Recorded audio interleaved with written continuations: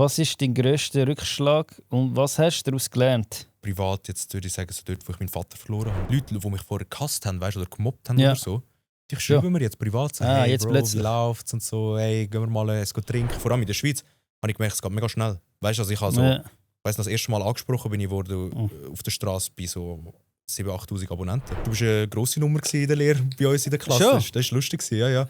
Ich bin 40 geworden, Bro.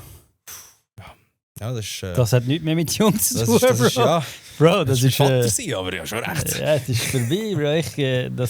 Das macht eigentlich wirklich keinen Sinn irgendwie. Bro, 40, Scheiße. Das sind meistens die Videos, wo ich gar nicht... Ja, ich habe das wo Video... ich nicht denke. Ja, das Video habe ich gepostet, weil ich kein anderes gerade hatte.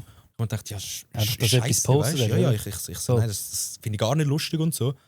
Bei mir Ja, auch, wir sind eben. gelacht. Ja, bei mir auch. Die, die ich wirklich sage, ja nein, ich will es manchmal nicht einmal posen. Ich Ja, so, nein, das ist der grösste Shitstorm, den ich mal hatte, in Anführungszeichen, war, wo ich mal gegen Töffli Leute ein Video gemacht habe. Töffli-Buben und so. Was ich scheiße war, ist Französisch.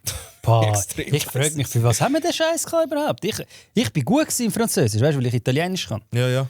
Aber jetzt, wenn ich mit einem muss reden, ich kann mit ihm nicht 2 Sätze schnurren. Es geht nicht. Samstag, Nami, Shop in Tivoli.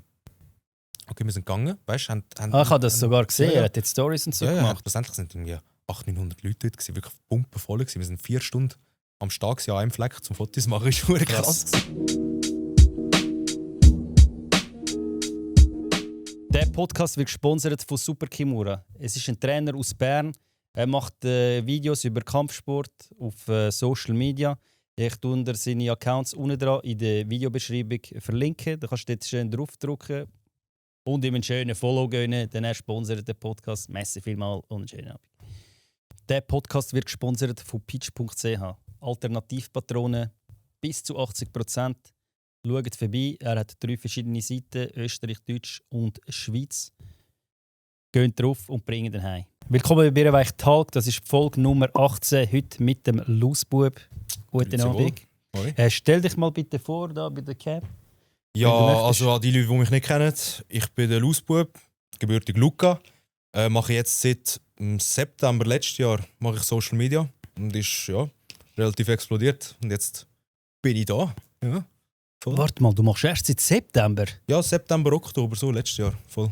Alter, krass. Ich habe nämlich gesehen, du hast mehr Likes auf deine Videos als ich aufrufe teilweise. Und ja, es ist auch crazy. Letztens habe ich den Steve überholt mit den Likes. Ja. Er hat 10 Millionen und jetzt habe ich 13 Millionen Likes. 13 Millionen Likes? Insgesamt, krass. Ja, voll. Scheiße, also auf TikTok, oder? Ja, auf TikTok, ja. Ich das habe ist so meine Main-Plattform. 2,9, ja. 2,9. Ich habe eben angefangen auf TikTok. Und mein grösster Fehler war, meiner Meinung nach, ich habe nicht das auf andere Plattformen. 100%. Ja. Machst du schon auf Insta jetzt auch posten? Ja, aber ich habe viel zu spät angefangen. Weißt, hätte ich gleichzeitig angefangen, wäre es vielleicht gleich gut gelaufen. Aber eben, mir war auch mein Fehler. Ich habe einfach auf eine Plattform gesetzt, weil ich habe am Anfang auch nicht gedacht, dass ich so irgendwie könnte, weißt, Erfolg haben oder irgendwie so etwas. Weißt, ich habe es einfach gemacht wegen Lust. Weißt? Und ja, und dann habe ich erst so 4 Monate später, weißt, so angefangen zu posten und überhaupt auf Insta. Wie bist du auf die Idee gekommen? Was ist das erste Video, das du gepostet hast? Ich habe dich nämlich schon auch auf der For You gesehen. Aber ja, so das erste Video. Ich habe angefangen mit Fitness-Content. Einfach so, weißt du.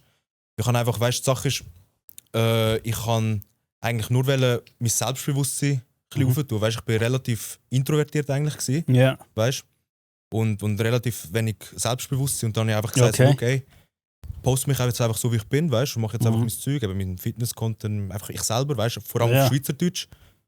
Und weißt du, damit einfach ich so ein bisschen mehr Selbstbewusstsein. Und dann ist es irgendwann, habe ich, das erste Video, das viral gegangen ist, war, wo ich mich über den Burger King beschwert habe, wegen der T-Shirt-Grössen dort. Weil sie haben mir ein XL mal gegeben. Ja. Und das war mir halt verdammt eng, weißt du. Aber Burger King und Dings passt ja nicht zusammen und Fitness. Nein, aber ich bin einfach mal in Burger King gegangen, weißt du, essen. Ja. Weißt? Und dann habe ich einfach gesehen, ich habe ein XL bekommen, T-Shirt.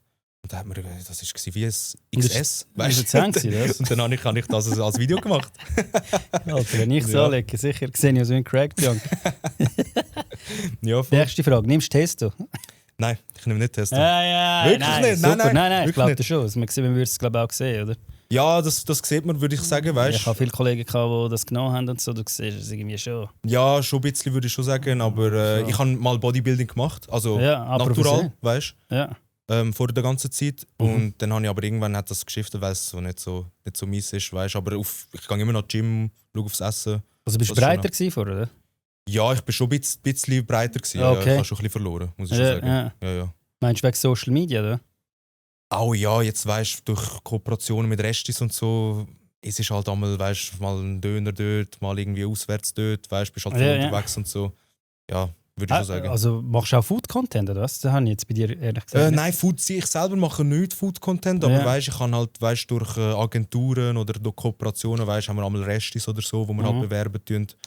Dann halt eben, wenn du dort am Drehen bist, dann bist du halt am Essen. Dort, mit dem Miro bist du gewesen, oder? Nein, nicht mit Miro. Nein. Den habe ich nur zweimal gesehen. Zweimal hast du ihn gesehen? Erst, ja.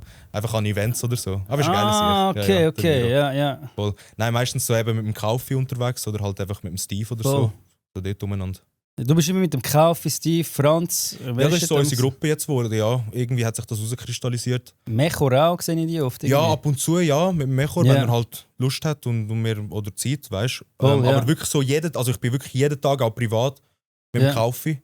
Ah, wohnst du auch dort, oder? Ja, voll. Ich wohne dort. Also bin jetzt dorthin gezügelt, weißt du? Und eben mit dem Steve halt, jetzt arbeiten wir zusammen, auch geschäftspartnermäßig. Ja, das habe ich gar nicht gewusst. Ja, voll. Wir sind jetzt, also Kaufi und ich sind jetzt die ersten Influencer auch unter Vertrag bei ihm. Ihr seid bei ihm unter Vertrag? Sozusagen, ja, bei seiner Agentur, mehr oder weniger. Ich habe gesehen, ich habe auch schon oft mit ihm etwas gemacht, oder? Mit dem Steve. Ja. Sicher schon, also nicht so oft wie du, aber sicher schon 4, 5, 6 Mal. Ja. Und ich habe dir schon mehrmals gesagt, komm im Podcast. Komm im verdammten Podcast. Er sagt halt mir manchmal sogar, aber er hat sehr viel zu tun. Ja, er hat einfach wirklich mega viel zu tun. Weißt, du musst dir denken, ich bin mega eng mit ihm und ich erreiche ihn nicht mal. Weißt, ich muss über seinen Kameramann gehen. Ja, über den Max. Oder? Über den Max. Ich schreibe auch immer ihm, wenn ich ihn erreiche. Ja. Ich schreibe ihn, ja, voll. Aber im Kaffee einmal auch, Alter. Weißt, er ist einmal gehe ich auch einfach über den Franz. Schon? Ja. Eigentlich schon meistens, weil er ist halt einfach auf nicht stören oder so etwas, weißt du? Okay, oder schlafen oder so, keine Ahnung. Voll. Und also du bist bei ihm bei der Agentur oder schon vorher bei einer anderen Agentur gewesen? Ja, vorher eigentlich mehr oder weniger einfach selber, weißt du? Ich mache es halt noch nicht so lange, weißt du? Und jetzt eben hat sich das herauskristallisiert mit dem Steve und alles, dass wir dort jetzt einfach geschäftlich zusammenarbeiten, weißt du? Also ist mega nice, er ist halt auch mega bodenständig, mega lieb, mega zuvorkommend. Also finde ich mega nice. Voll. Aber Kooperationen, dann, wie ist das? Findet er die für dich? Oder? Das ist jetzt so ein bisschen, wir sind halt nicht fix, weißt du? Also wir sind exklusiv. Was heißt das genau für Zuschauer? Heißt einfach, wir suchen und er sucht Kooperationen. Ja, voll. Weißt? Hat er noch Zeit für das, oder? Sein Team. Eben. Es macht ja nicht er selber, hockt an und sagt, hey, für diese Firma kannst du jetzt Werbung machen, oder? Ja, voll. Irgendwie so. Aber bist du noch angestellt, oder? Ich bin seit neuestem nicht mehr angestellt. Nein. Keine Lust mehr. Nein, ja, ich habe mir jetzt gesagt, ich setze jetzt alles mal auf eine Karte, weißt, und jetzt schau ich mal, wie es kommt. Weißt, also, voll. Hätte ich nicht erwartet, wo ich angefangen habe, weißt, aber jetzt schau ich mal, jetzt lasse ich es mal so rauf für 3-4 Monate. Und dann schauen wir mal, sonst werde ich bügeln. Sonst wieder bügeln. Ja. Hast du Lehre abgeschlossen? Ja, ich habe es gemacht. Jetzt du hast es gemacht, ja, nicht so wieder ich finde es wichtig. Also ich finde es wichtig, dass man eine Lehre macht. Ich habe es auch am Franz gesagt, dass er unbedingt eine Lehre machen sollte, weil du weißt nie. Weißt, also voll, das war ja das Thema letztes Mal. Und dann haben sie mich ein bisschen falsch verstanden. So wie wenn ich sie motiviere, keine Lehre machen und so. Voll nicht. Ich habe einfach meine Ansicht... was ich gesagt habe, es geht auch ohne. Aber ich kann sagen, ich habe nie gesagt, mach keine Lehre, auf keinen Fall. Ja, es geht auch theoretisch mit jeder Lehre irgendetwas. Weißt, ich meine, ich finde einfach, solange du irgendein Backup hast, ist immer gut. Weißt? Ja, schlecht ist es auf jeden Fall nicht. Ja, voll nicht. Ja. Aber ich finde auch gut, wenn du jetzt einen Traum hast, dass du auch während der Lehre zum Beispiel dort dran schaffst. Weißt, wenn du jetzt irgendein Business aufmachen willst oder so, kannst du auch während der Lehre etwas machen. Weißt, ich meine, die meisten tun dann alles nur auf die Lehre schieben und machen dann später. Und das ist halt einfach wirklich dann 3-4 Jahre, wo ins Sand setzt, weißt du? Ja, voll. Aber du hast dann geschafft, aber du warst schon fertig mit der Lehre und dann hast du nebenbei nach dem Arbeiten Videos gemacht. Ja, voll, weißt du, also ich habe immer wieder mal etwas gepostet, weißt du, irgendwo durch, aber ich habe halt nie irgendwie wirklich aktiv irgendetwas gemacht. Und dann habe ich eben Lehre abgeschlossen und dann schon 2 Jahre gearbeitet oder so. Ja. 1,5, 2 Jahre, weißt du. Ja. Und dann habe ich da angefangen und jetzt eben seit 3 Jahren oder so aus der Lehre und dann... Okay. Und dann Abbruch gekündigt halt einfach. Also jetzt vor kurzem hast du gekündigt, ja? Ja, vor 2 Monaten. Ah, vor 2 Monaten? Ja. Und redest du da genau von wo? Hast du nur Einkommen nur von Kooperationen? Ja, momentan schon, ja. Also nur Kooperationen, mehr oder weniger, ja. Voll. Aber hast du langfristige Kooperationen, oder? Es kommt immer darauf an. Also jetzt momentan ist gerade nur eine langfristige. Ja. Das sagst du mit wem, oder? Ja, bei meinen Man sieht sie, oder? Ja, man sieht sie dann, also bei meinen Resti. Mhm. Und dann sonst habe ich halt immer wieder so einfach kleine Sachen, weißt du? Ja. Voll. Ich versuche immer, dass die Leute Zahlen droppen. Ich weiß nicht, ich weiss, ich bin auch selbstständig. Mhm. Ich kann dir nicht sagen, ich verdiene so viel pro Monat. Ich weiß es nicht. Einmal ist es so, ja, ich kann es einmal nicht ist es sagen. so. Ja. Aber hast du eine GmbH gemacht, oder nicht? Nein. Ich eben auch nicht. Hast du eine Einzelfirma einfach gemacht? Einzelfirma, aber Voll. ich kann im Fall noch nicht sagen. Halt, weißt, ich habe noch nicht gross irgendeinen Abschluss gemacht. Ich lebe noch vom Einkommen vom Arbeiten, weißt? Ah, du hast dort etwas angespart ja, noch. Ja. Und, also jetzt, ich kann es dir mal in 6 Monaten sagen oder so. Das kann ich dir mal sagen. Aber jetzt habe ich keine Ahnung im Fall. Ich würde sagen, aber schon genug zum Leben. Das ist schon. Ja. Okay. Ja, Also du hast ja nicht zum Familie Leben, und so. 4. Ja, nein, Familie nicht. Nein, ich bin noch... Ja, dann bist du ein junger Schnaufer. Ein junger Schnaufer, gell? Ja, musst du ja noch nicht so jung wie die meisten auf TikTok, aber genug jung auf jeden Fall. Ja, wie alt bist du? Ich bin 40 geworden, Bro. Ja, das ist... das hat nichts mehr mit jung zu tun, das ist, ja, Bro, das ist... Vater sein, aber ja, schon recht. Ja, das ist vorbei, Bro. Das macht eigentlich wirklich einen Sinn, irgendwie. Bro, 40, Scheiße. 40, Alter. Wenn du so sagst, so selber, aha, oh fuck, Alter, das ist ja... Bald ist es vorbei.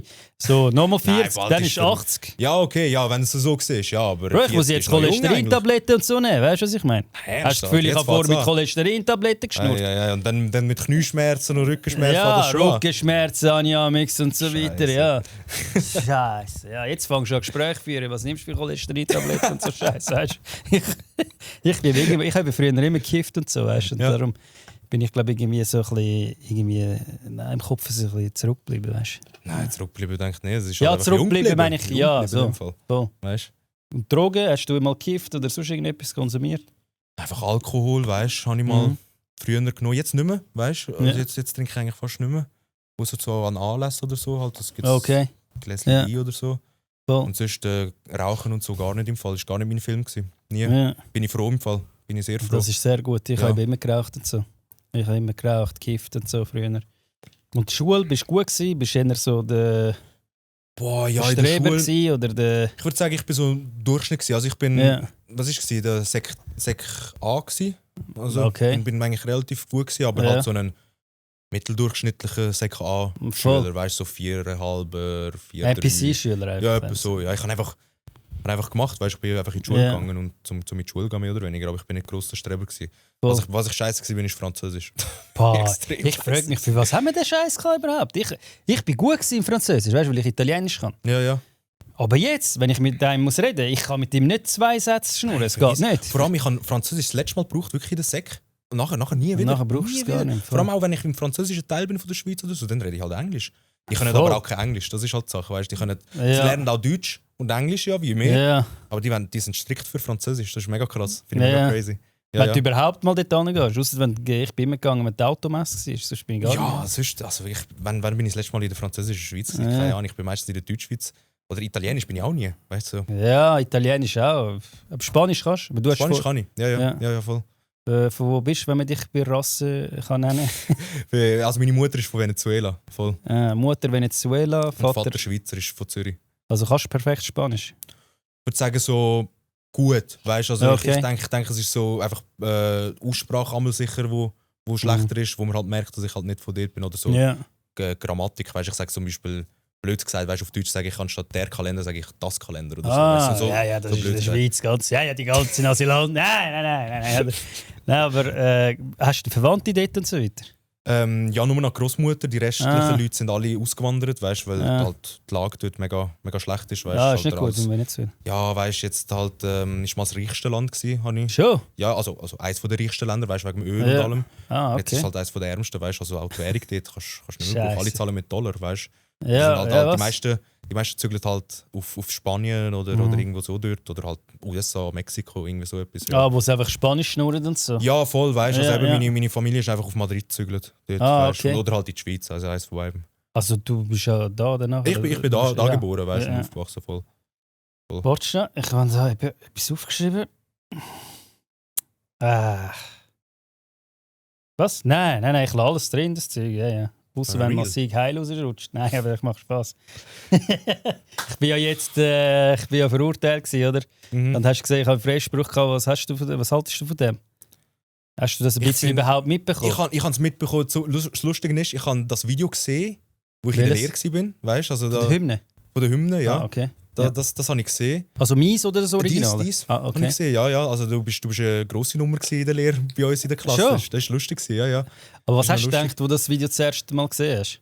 Also ich habe es humorvoll eigentlich aufgenommen. Weißt, Weil man hat mich ja gar nicht gesehen, weißt du? ich habe ja gar nicht gewusst, wie du aussiehst, bis sicher vor einem Jahr oder so. Ja. So etwas, weißt? Also ich habe nur deinen halt, wie sagen wir, die Ja, Kopf den kennt, Statue die Statue gesehen. kennt, Ja. weißt? Aber ich finde es einfach krass, dass das vor Gericht gezogen worden ist. Das ist wirklich so, das hat es glaube ich noch nie gegeben in der Schweiz.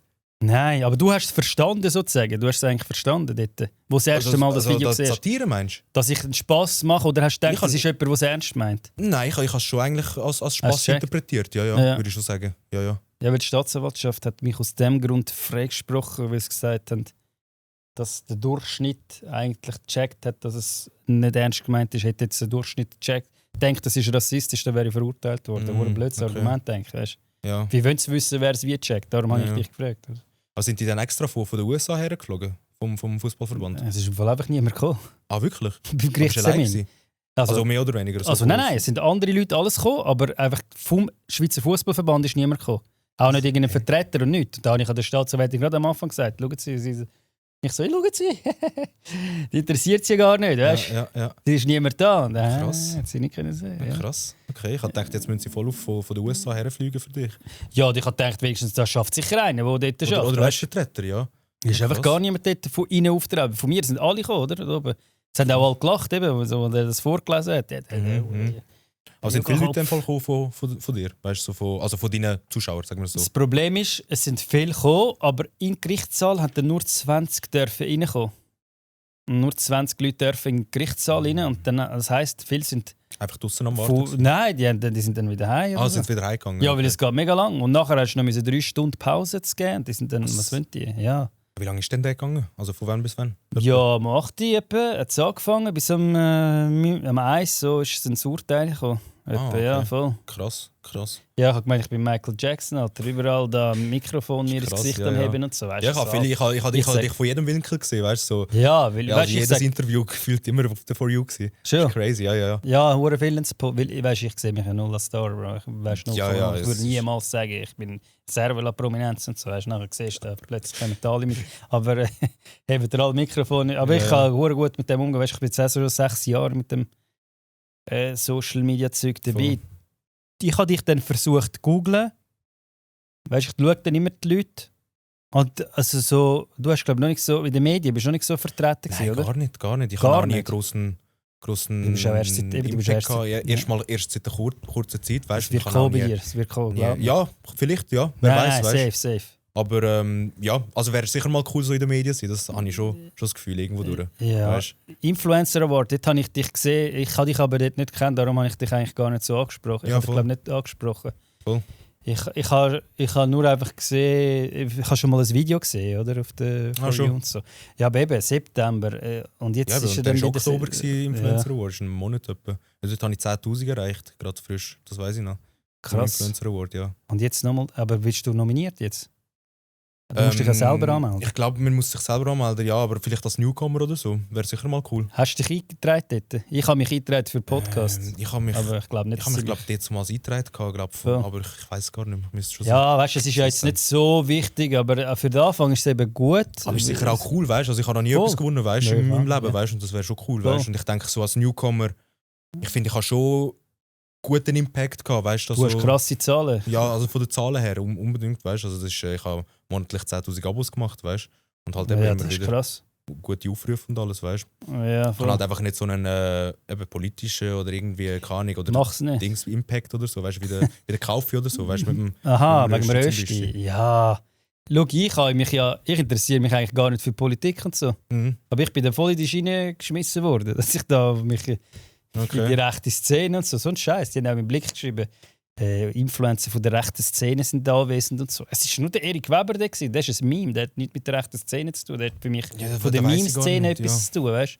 Ja, ich kenne den Erik Weber kenne ich auch nur von den Videos im Fall. Also ich bin halt voll gar nicht drin in der Politik, weißt du? Ja. Ich kenne den Rösti zum Beispiel kenne ich auch nur wegen dem Kauf. Ich kenne den nur wegen dem Kauf. Ja, Albert Rösti, wegen dem kenne ich ihn. Ja, das ist mega krass. Aber ich finde es mega krass. Er hat mir auch gesagt, so Kinder haben ihm gesagt, dass sie zum Beispiel beim Test, weißt nennen 6 Politiker in der Schweiz, weißt, haben sie wegen ihm können den Rösti aufschreiben, weißt, das ist mega krass.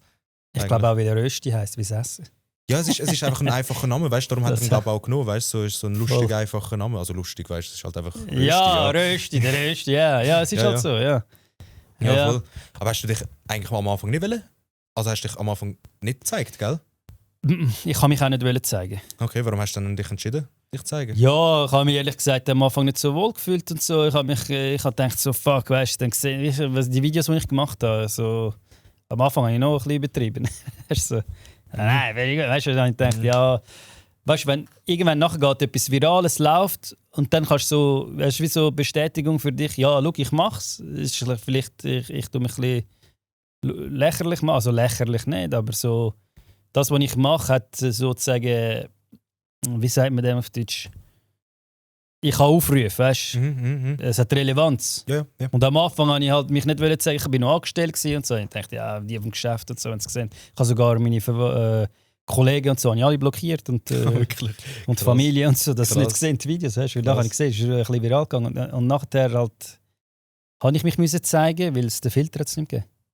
Der ist einfach verschwunden auf TikTok. Es hat sprechende Kunstwerke geheißen. Am Morgen, ich will ein Video machen. Ich so, wieso sehe ich das? Dann bin ich auf einem anderen Account. Scheibe. So, wo ist der scheiß Filter und so? Scheiße. Okay. Er ist einfach weg gewesen, ja. Ja, das ist schon geil. Ja, das ist schon wie dein Markenzeichen dort gewesen, ja. Ja, aber weißt du, wie willst du mit dem Filter Werbungen machen und so? Ich habe mich irgendwie zeigen. Aber am Anfang denkst du gar nicht an das. Weißt du, so, am Anfang machst du einfach Videos, weißt du? Voll, ich habe gar nie am Anfang gedacht, ich kann überhaupt Cash verdienen mit dem Social Media. So fern am Anfang, weißt du, am Anfang habe ich auch einfach in die Kamera geschnurrt, weißt du? Ich vielleicht Lust gehabt, weißt du? Und dann plötzlich kommt, weißt du, hast die Möglichkeit, weißt du, Geld damit verdienen und so. Das ist so, oh Scheiße, ja, jetzt musst du halt mal überlegen, wie willst du es machen, was willst du machen, wie welche Richtung willst du gehen. Genau. Das ist halt schon crazy, weißt du? Und vor allem in der Schweiz habe ich gemerkt, es geht mega schnell. Weißt du, also ich habe so, weißt du, das erste Mal angesprochen bin ich worden auf der Straße bei so 7.000, 8.000 Abonnenten. Schon? Weißt? Also, ja, krass. Ist eigentlich geht wirklich kurz, schnell. Weißt, wenn du das in Deutschland siehst, das ist so der einer von der Oberstufe, weißt, der beliebt ist, hat so viele Abos. Weißt, ich Voll, ja, ich weiss, was du meinst. Das ist gar nicht viel. Ja, mir da auch. Nach Foto gefragt, weißt du? Also das ist schon krass. Ja. Mega krass. Mein Friseur hat mich mal gefragt, also, wie viele Follower hast du? Ich so, ja, 50.000 auf Insta und so. Also, ja, aber das ist nicht so viel. Nachher, ich habe ihm gesagt, ich so, ja, Bro, ja. Mach, lade jetzt Videos auf und versuch. Ja. Weißt du, so ist es eben dann schon schwierig. Ja, und ich finde einfach, in der Schweiz kannst du das wie mal 10 rechnen. Weißt du, wenn es in Deutschland, weißt du, so jemand, der 50.000 hat so in Deutschland so 500, weißt du, 500.000 so, würde ich schon sagen, weißt du. Und einfach der Impact ist halt viel grösser. Ich finde, in der Schweiz ist halt alles so näher, weißt du, habe ich das Gefühl, weißt du, so eben. So, ich weiß gar nicht, so ein Steve Merson zum Beispiel, weißt du, der ist wie so ein Nader Jindawi dort, weißt du, so in Deutschland oder so, der ist umschwärmt, weißt du, wirklich, sie sind mega Fan, weißt du. Aber das ist schon schlimm. Also, wenn ich mit ihm unterwegs war, die schlimmste Szene, die ich einmal miterlebt habe, also für mich schlimm. Ein Kleiner kommt, also ey, mein Kollege hat Geburtstag, kannst du ihm ein paar Schuhe kaufen, bitte? Einfach so. Ich so, Bro, was hast du? Ja, wie hast du den Mut, um so etwas zu fragen? Weil mich wird das vollst und die ganze Zeit, hast du mir einen Scooter, hast du mir ja, das ist halt einfach, die Leute können einmal nicht differenzieren, weißt, von den Videos zu der realen Person, weißt, also, weißt, der Steve oder der Kaufi oder so, weißt, die laufen ja nicht konstant mit einem E-Roller rum, weißt. Es ist halt einfach eben, es ist so fürs Video, weißt, und es ist halt auch etwas zurückgeben, aber du bist halt auch mal privat unterwegs, weißt du, das ist schon krass. Nein, wir sind jetzt schon zum Videomachen unterwegs. Aber trotzdem, weißt du, die ganze Zeit, hast du einen Scooter, mich würde das so stressen, man. Mich hat sogar gestresst halt für ihn. Ja, es ist halt einfach die Art der Videos, die du machst, weißt du, es ist halt, bei mir sprechen es auch an, entweder auf die Skits oder auf Sketches, weißt du. Da bin ich habe noch nie eine E-Rolle verschenkt und trotzdem fragen sie mich auch. Mich hat es auch schon gefragt wegen E-Rolle. Ja. Hast du mir eine Rolle? Also, ja, Bro, das ist einfach der Effekt, wo ich glaube, wo eben so Leute wie der Steve und die Sparte, weißt du, so gemacht hat in der Schweiz, dass das wirklich zu jedem gönnt und fragen für einen Roller. Das ist wirklich krass. Voll. Ja. Voll. Ja, dann hören viele Hate Dynamics und sagen, ja, der verschenkt nur Sachen. Das sage ich ihnen, ja, mach du, kannst das. Ja, Kannst das du ist Roller doch etwas Schönes, weißt du, dass er Sachen verschenkt. Weißt, ja, so, voll. Weißt, und auch das Lehrstellenzeug und so ist mega. Ich finde das crazy. Weißt, Ja, so. Lehrstelle ist auch krass. Ja, ich kann einfach Lehrstelle verschenken. Ja, das ist krass, Alter. Also das finde ich mega Respekt, weißt du? Ja, das ist auch etwas mega Gutes. Weißt? Ja, mega schön. Also wirklich crazy. Ja. Ich weiss noch, ich habe hohe Mühe gehabt, um überhaupt eine zu finden. Wäre dort ein Steve Mercer gekommen, hätte mir eine geschenkt, wäre es so krass gewesen. Ja, also es ist glaube ich nicht einfach also ich weiß nicht genau, wie es abläuft, aber ich glaube schon nicht, es ist einfach ein Schenken, weißt du, schon mit der Auswahlverfahren ein bisschen und so, weißt du. Aha, ja. Aber schon cool, weißt du, so, dass er die Möglichkeit überhaupt hat, so etwas zu machen, weißt du. Also ja, ich habe auch Mühe gehabt mit Lehrstellensuche. Ich weiß nicht, was das 10. müssen machen, ja, das hast du das 10. Ich habe das 10. Schuljahr gemacht, weil ich am Anfang ich habe gar nicht gesucht. Nein, ich habe gesucht, aber halt einfach falsch, weißt du. Ich habe halt mega einfach die Bewerbung rausgeschickt, weißt du, aber dann hat mich niemand nehmen, halt höchstwahrscheinlich wegen der Noten oder so. Im 10. bin ich dann relativ gut gewesen, weißt du, weil es halt meistens einfach Wiederholung war von der Sek, weißt du. Ja. Und dann habe ich gerade so nach der 3. Bewerbung oder so die Lehre finden, das war mega gut gewesen. Was hast du gemacht für die Lehre? Informatiker. Ah, okay. Voll. Das hast du wirklich brauchen noch zum schneidest du deine Videos selber? Oder? Ich schneide alles selber, ja. Ja, ich habe früher schon mit 12 und so YouTube-Videos gemacht im Fall. Schon? Weißt? Ja, also wie jeder, also mega viele, weißt du, so wegen. Ja, wo ich 12 war, jetzt noch nicht mal YouTube gegeben. Ja, dort hat es noch Röhrenfernsehen gegeben und so, gell? Dort hat es noch Röhrenfernsehen und so, PS1 und so, ja, voll. Scheiße. Crazy, Mann. Das war krass. Crazy. Ja, aber was ist denn nachher hast du dein erste oder dein viralste Video? Was ist das gewesen? Eins, das wirklich explodiert ist? Boah, hast du das gehabt? Ist das schon im Fitnessbereich gewesen, oder ist das erst Nein, das ist später gekommen. Also ich würde sagen, das viralste Video von der Aufrufe her habe ich auf Insta, weißt du? Schon? Also auf Insta? Wenn wir alles, ich habe es 3-mal gepostet, weißt du? Das gleiche Video 3-mal postet? Ja, weißt du, du kannst ja auch so Test-Reels posten, weißt du, nur an deine Follower. Ja, ist mega gelaufen. Ist 3-mal viral gegangen mit fast 2 Millionen Aufrufen. Also das Test-Reel ist viral gegangen? Das Test-Reel ist nochmal viral gegangen, das normale Reel ist viral gegangen. Wieso hast du das Test-Reel nachher noch... du hast das gleiche zuerst postet und dann noch das Test-Reel? Und dann einfach nochmal aufs Test-Reel, weißt du, so. Aber hast machen, finde ich eigentlich noch eine gute Sache. Voll, aber hast du nachher gemacht, dass es dann automatisch auch wieder postet? Wieder kannst du irgendwie einstellen. Das kannst du dann einstellen, theoretisch. Weißt, einmal lade ich sie dort, einmal nicht, weißt du. Nachher nehme ich sie wieder auf den Account, kommt ganz drauf an, weißt du. Aber ja, das war einfach ein Skit über der Kollege, der nicht Kappen, also wo nie Kappen abnimmt. Das war einfach das. Aha. Und das haben wir mega einfaches Video. Ja, mega einfaches Video, weißt du. Also das Thema, weißt du. Beim Kauf sogar gewesen. Ja. Und eben, das ist voll durch die Decke gegangen. Eben 2 Millionen Aufrufe bei jedem Video, also insgesamt. Krass, das ist gut. 6. Ja. Ja, das ist mega gut. Mein viralste ist, glaube ich, 3, irgendetwas. Ja, das, ist auch einfach, das sind meistens die Videos, wo ich gar nicht... Ja, ich habe das Video... Ja, das Video habe ich gepostet, weil ich kein anderes gerade hatte. Und dachte, ja, scheiße, weißt du? Ja, ich so, nein, das finde ich gar nicht lustig und so. Bei mir auch, eben. Ja, bei mir auch. Die ich sage, ja nein, ich will es manchmal nicht einmal posten. So, nein, das ist eh scheiße. Ey, einmal habe ich Videos in den Entwürfen so 1,5 Monate, 2 Monate, weißt du, wo ich einfach denke, so, ja, ist nicht so geworden, wie ich denke. Und dann ich so, Scheibe, ich habe heute keine Zeit zum Aufnehmen oder so, weißt du. Okay, ich poste mal das.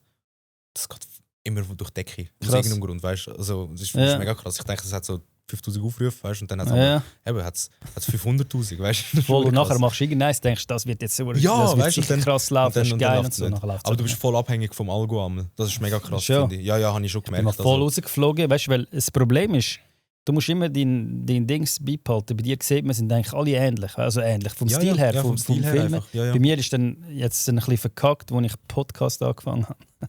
Ja, dann habe ich so Podcast-Reels rein da. Ja.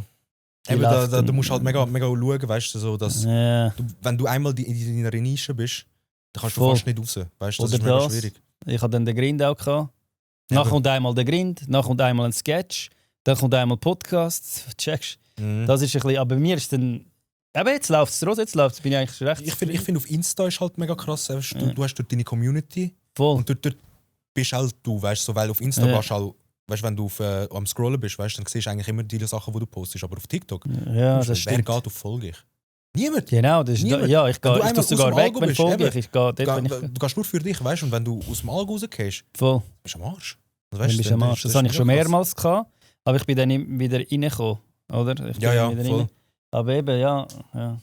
Ja, einmal hatte ich so ein Loch im Dezember. Schon? Dort bin ich voll rausgefallen. Da habe ich, egal was für ein Video habe ich gepostet, 500 Aufrufe. So, glaube ich, irgendwie Shadowband. Aber es haben alle ein bisschen manchmal das Problem von auch grosse. Ich habe zum Ja, Beispiel es ist- Bushido. Ja, Der hat ja mehrere Millionen ja, Followers. Ja, ja. Ich habe letztes Mal, ich schaue so ein Video, der hat 2'000, 3'000 Aufrufe gehabt. Und das ist schon seit einem Tag oder so online. Ja, gewesen. ja, Das es ist, also bei mir komisch. ist es glaube ich, weil das Video gesperrt worden ist. Ah, Aber nicht wegen irgendetwas. Ich habe normal geredet, wirklich über Phrase habe ich geredet, über Pausen machen, weißt du, irgendwie 5 Minuten ja, oder Pausen absurdes oder so. Zeug. Irgendwie so etwas, weißt du. Und das ist glaube ich wegen einer Handbewegung, die ich gemacht habe. Weißt du, ich habe so wirklich in die Kamera geredet. Ich habe irgendwie so gemacht oder so. Und ich glaube, die haben das irgendwie komisch registriert. die Und dann haben sie mich voll- Melkbewegung, ja. Ich habe keine Ahnung im Fall. Also wirklich mega komisch. Mhm. Mega weird. Also du bist jetzt auf Insta, TikTok und bist auch noch auf YouTube und so? Nein, gar nicht so YouTube. Weißt du, das ist halt. Weißt du, TikTok sehe ich mich voll drin, benutze ich selber mega privat. Weißt du, Insta, Voll. ja, ab und zu, weißt du auch, weißt du. Also postest aber alles auf Insta jetzt? Ja, ich poste Okay. einfach die gleichen Videos oder halt Okay. einfach so Bilder oder so, einmal, weißt du. Ja, okay. Aber weißt du, aber YouTube, wann bin ich auf YouTube Shorts? Wann bin ich auf Shorts schaue ich nie. Snapchat Spotlight? Bin Nie, ich noch nie schau, ich schaue das auch nie. Weißt nein. du, also warum kann ich kann das nicht posten dort, weißt du, weil ich weiß gar nicht, wie es läuft dort. Weißt du? Frag mal den Steve, aber ich glaube, jetzt ist etwas Zahlungsprogramm reingekommen. Ich bin ja reingekommen bei YouTube, weil ich schon? Geld über. Ja, aber Krass. nicht wegen Shorts. Ich tue die wegen langen la- Videos auf. Das ist viel einfacher. Okay. Du kommst eben mehr Geld über bei langen Videos auf YouTube als Ja. bei Shorts. Bei Ja. Shorts brauchst du sehr viel Aufrufe. Krass. Das wird eben alle 90 Tage. Du kannst einfach das Gleiche. Aber ich könnte mir vorstellen, dass du das locker könntest erreichen im Fall. Okay. Weil du recht gute Aufrufe hast. Es gibt eben Leute, Ja, müssen wir mal schauen, ja. ich kenne viele, wo mir sagen, sie schauen meine Videos bei den Shorts auf YouTube. Ich schaue nie die Shorts auf YouTube. krass. Nie. Ja, das ist crazy. Aber es gibt eben Leute. Und dort aber, das Problem ist, alle 90 Tage tut sich wieder. Weißt du, musst ja so und so viele Stunden erreichen, damit du ins Zahlungsprogramm reinkommst. Aber ich glaube, wenn du nein, 90 ja. Tage musst du nochmal die Stunde erreichen, so mäßig. Genau, aber wenn du eben lange Videos machst, hast du 365 Tage Ja, Zeit. ja, Ein Jahr. okay. Und darum mit dem Podcast verdiene ich jetzt etwa auf YouTube 800 oder so, habe ich jetzt verdient letzten Monat mit Views. Crazy, ja, Einfach das ist mit- auch etwas. Und 800 Spotify Alben. auch eben 800 etwa. Ah, krass. Spotify. mega gut. Ja, voll. Mega krass. Nicht so, Ja, aber easy, weißt ja ich finde es einfach krass, dass man eben auf so TikTok, ich weiß gar nicht, ob man auf Insta kann man glaube auch nicht verdienen mit den Aufrufen. Facebook. Weißt? du? Mach, glaub Ja, mir. Facebook ist nicht meine Generation. Ja, meine auch nicht. Meine eigentlich schon. Doch, Ja, aber ich bin, nie auf, wenn ich die bin nie auf reden. Facebook. Nie. ja. Aber ja. du kannst eben einstellen, du kannst eben einen Facebook-Account machen und dann kannst du dort bei Insta kannst du drücken, weil es ist ein Meta. Das automatisch tut auf Facebook, du musst Facebook gar nicht anschauen. Es tut es okay. immer automatisch. Und da habe ich auch so 100, 200 Stutz und so pro Monat immer hinbekommen. Weißt, so. Krass. Ja. Für null Mehraufwand. Ja, ja. Der einzige Mehraufwand, ich habe einmal Facebook abladen, die Seite erstellen und fertig. Voll. Und das cross-posten. Voll. Kannst du auch den Steve fragen, der checkt das Okay. alles. Ja, vielleicht muss ich mal schauen. Ja, weißt du, wenn du Ja, keinen Mehraufwand hast, du musst nur. Ja, eben, ich finde es halt einfach schade, eben auf TikTok und so, du verdienst keinen Rappen. Also mega das ist viel mega denken, scheisse, ja. du verdienst. Ja, die auf meinen, du TikTok bist in der reich, Schweiz. gell? Ja, Ja. aber kein Rappen, du siehst keinen Rappen. Nein. Das ist durch live kannst du verdienen vielleicht. Ja, hast du das mal gemacht? Nein, finde ich gar nicht. Also weißt du, Also so ich bin einmal schon Live-Match gegangen, und so. weißt? Nein, Live-Match habe ich nie gemacht. Nein. Ich bin einmal einfach live gegangen für weißt, einfach schnurren oder so. Voll. Aber so Live-Matches, nein, finde ich Ich habe das bin früher gar nicht gemacht, Fan. ich weiß nicht, wie ich das können machen. Ja. Irgendwann bist du eben so drin, checkst. Ja, Wenn du drin ich bist, sehe dann einmal so NPC-Leute, weißt du, so die wirklich so nur dort stehen und sagen so, Rosen, danke für die schicke Rosen und so. Ja, so. aber, Aber die können im Fall einmal, habe ich das Gefühl, die können wirklich davon leben. Also, das ich ist habe crazy. früher bis 16.000 im Monat verdient bei TikTok Live-Matches. Wirklich? Aber ich bin eben auch einer, der es zugibt. Ich bin einer, der so gesagt hat, das ist Betteln online. Wie am Bahnhof, ein Junkie am Bahnhof mit dem Hut. Ich habe es immer so gesagt, checkst. Ja, es ist theoretisch schon ein modernes Battle. Es kommt darauf an, wie du machst. Ja. Wenn du eben sagst, bitte schick mir, weißt du, ich sehe amigs, bitte, wir müssen eine Galerie erreichen. Ich muss mir jetzt Ja. noch das schicken. Ich brauche jetzt noch das, ein Loi. Dann haben wir die Galerie erreicht. Ja, was ist das? Aber das ist Sie schicken dir einen digitalen Loi, wo du dann davon, von dem Cash, kommst du die Hälfte über. Du hast 16 ausgezahlt bekommen. Voll, das ist Also hättest ausgezahlt. du, gewesen. wie viel nimmt TikTok? Weißt du das? Ja, also es ist immer so drittelt. Es kommt, ein Teil kommt Apple über, wenn du es vom iPhone abladest. Ja. Und ein Teil TikTok und Ja. ein Teil du. Es ist so wie drittelt sozusagen. Krass. Etwa, ungefähr. Ja, Krass. das ist aber schon krass. Crazy. Also Das heisst, hättest ich du hätte noch viel 45 mehr. Ja, voll. theoretisch, Alter. Aber das war Dingszeiten. Das hat mir eben auch mega geschadet. Ich habe eben recht viel Sachen gemacht, die mir eigentlich geschadet haben, die eigentlich legale Sachen sind, weil sie hat mich in die Titelseite von 20 Minuten geklopft und gesagt, weißt du, das war so voll der Hype gewesen, TikTok Live-Matches. Und dann sind die Medien meine Streams schauen. Und dann haben sie eben geschrieben, Kinderabzocker und mein Bild auf die Titelseite von 20 Minuten da. Ich so, okay.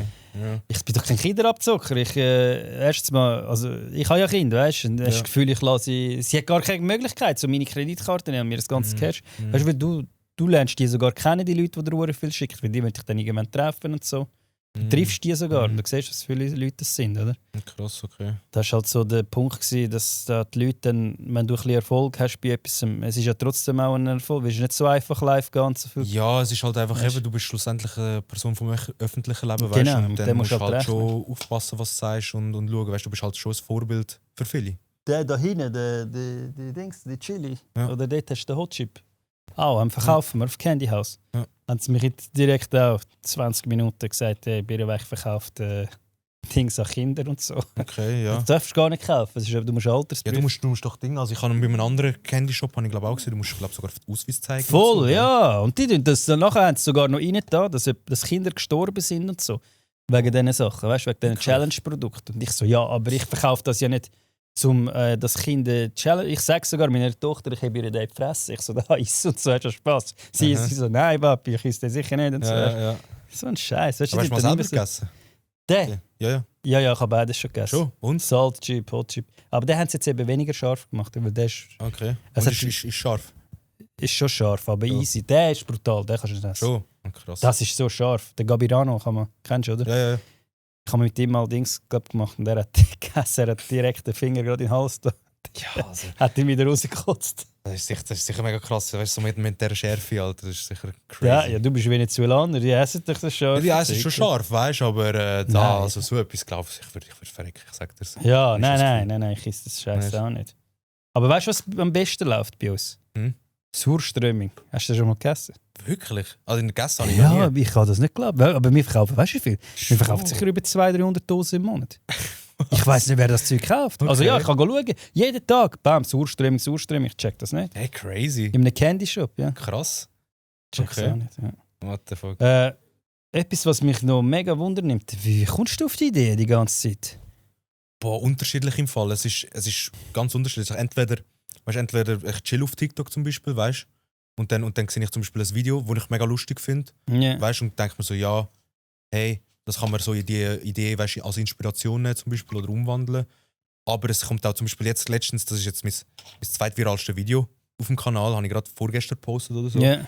Das ist auch wegen dieser Hits. Weißt du, dann ich bin draussen gewesen. Aktuelle Themen, Mensch. Ja, aktuelle Themen, weißt du, es sind einfach eben, bei mir habe ich gemerkt, es ist, oder vor allem allgemein auf TikTok, ist eben die Aktualität ist mega wichtig, weißt du. Voll. Wenn bei der WM jetzt gar nicht Messi wird wieder Weltmeister oder so, machst du ein Video über das, geht viral, weißt du. Oder eben, es ist mega heiß Hitzewelle, habe ein Video über das gemacht, geht viral. Weißt du, so Sachen, weißt du, musst immer so mit dem Trend gehen oder mit den News mehr oder weniger, weißt du, ich meine. Ja, aber trotzdem musst du ja dann eine Sketch-Idee haben, weil ich sehe viel auf Insta, siehst du manchmal ein Video, wo irgendjemand macht, zum Beispiel hast du das auch schon gesehen, wo einer den Ball aufschießt, dann einen Kopfball macht. Und nachher, ja, und der Stein. Ja. Ich habe das etwa schon 100-mal gesehen, das Video gefühlt. Ja, das ist halt auch wieder... Das ist aber halt bei dir habe ich wie nicht gesehen, dass du das nachgemacht hast. Nein, aber das ist wieder, wie Social Media funktioniert, weißt du? Es ist halt... Du kannst nie ein Rad neu erfinden, weißt du? Ja. Es ist so, jeder hat schon mal irgendetwas gemacht in dieser Form, weißt du? Ich habe nicht Sketches erfunden. Ich habe schon nachgemacht. Weißt du, keine Ahnung, eben, der Kaffee hat das Albert Rösti nicht erfunden, blöd gesagt, weißt du? Er hat das einfach inspiriert. Ja, das ist ja von einem Deutschen. Weißt? Keine, weiss ich gar nicht. Ja, eben, das ist ja, halt der Miro auch. Wir gehen rein und so. Er hat auch mir erzählt, das sei von einem Deutschen und so. Ach schon? Ja, eben, du siehst, du kannst das Rad nicht neu erfinden. Ja. Du kannst es halt einfach nehmen und für dich wie beanspruchen und umwandeln. Weißt du, ich meine? Weißt, und du kannst einfach eben etwas finden, wo du drin perfektionierst. Weißt? Ja. Weißt, und das ist eben das Coole. Weißt du, eben das Verschenken zum Beispiel beim Steve oder bei anderen. Ja, weißt, okay, der Mois macht ja genau das Gleiche. Ist ja auch nicht so neu erfunden. Er hat einfach das genommen und in seine Art gemacht und das perfektioniert. Weißt? Und jetzt ist er der von der Schweiz, der das macht. Weißt, ich meine? Ja, er macht ja nicht nur das. Oder? Nein, er macht verschiedene Sachen. Weißt? Das ist das Coole. Weißt? Aber für das ist er bekannt, ja. Ja, ich denke für das und für seine Bewertungen höchstwahrscheinlich, weißt du, so Döner-Tests. Eben, Merson Award und so. Ja, voll. Ja, ich habe jetzt mit E-Motors Schweiz oder so am Mittwoch und das erste Mal eine längerfristige Kooperation jetzt. Ah, cool. Die haben irgendwie gar nicht mitbekommen vom Gerichtsverfahren. Aber jetzt ist ja gut, wenn falls ihr das seht. Ich habe ja gut. Ja, eben, ich weiss nicht. Ich würde ja dann auch nicht wie der Steve machen, weißt genau das Gleiche und so. Ja, dann musst du einfach irgendetwas finden, weißt du, wo. Aber du und E-Roller hätte ich jetzt nicht erwartet. Ja, die haben mich angeschrieben und so. Ja. Und noch recht gutes Angebot eben gemacht, ja. Und ich habe mit dem Steve schon ein paar Mal E-Rollers verschenkt, aber eben, wir könnten auch mal einen verschenken, aber es geht ja nicht darum, die ganze Zeit E-Rollers, weil das kostet die Firma ja auch viel. Wenn sie jedes Mal irgendwie einen E-Roller von 3-4K, stell dir vor 10 Videos, 10 E-Roller, dann sind es irgendwie bei 40k minus. Ja. Weißt du, wie aber ich finde es trotzdem crazy, das bringt es trotzdem für die Firma per se, weißt du? Es ist auch so bei Events oder so, wo Sachen gratis verschenkt werden, weißt du? Ja.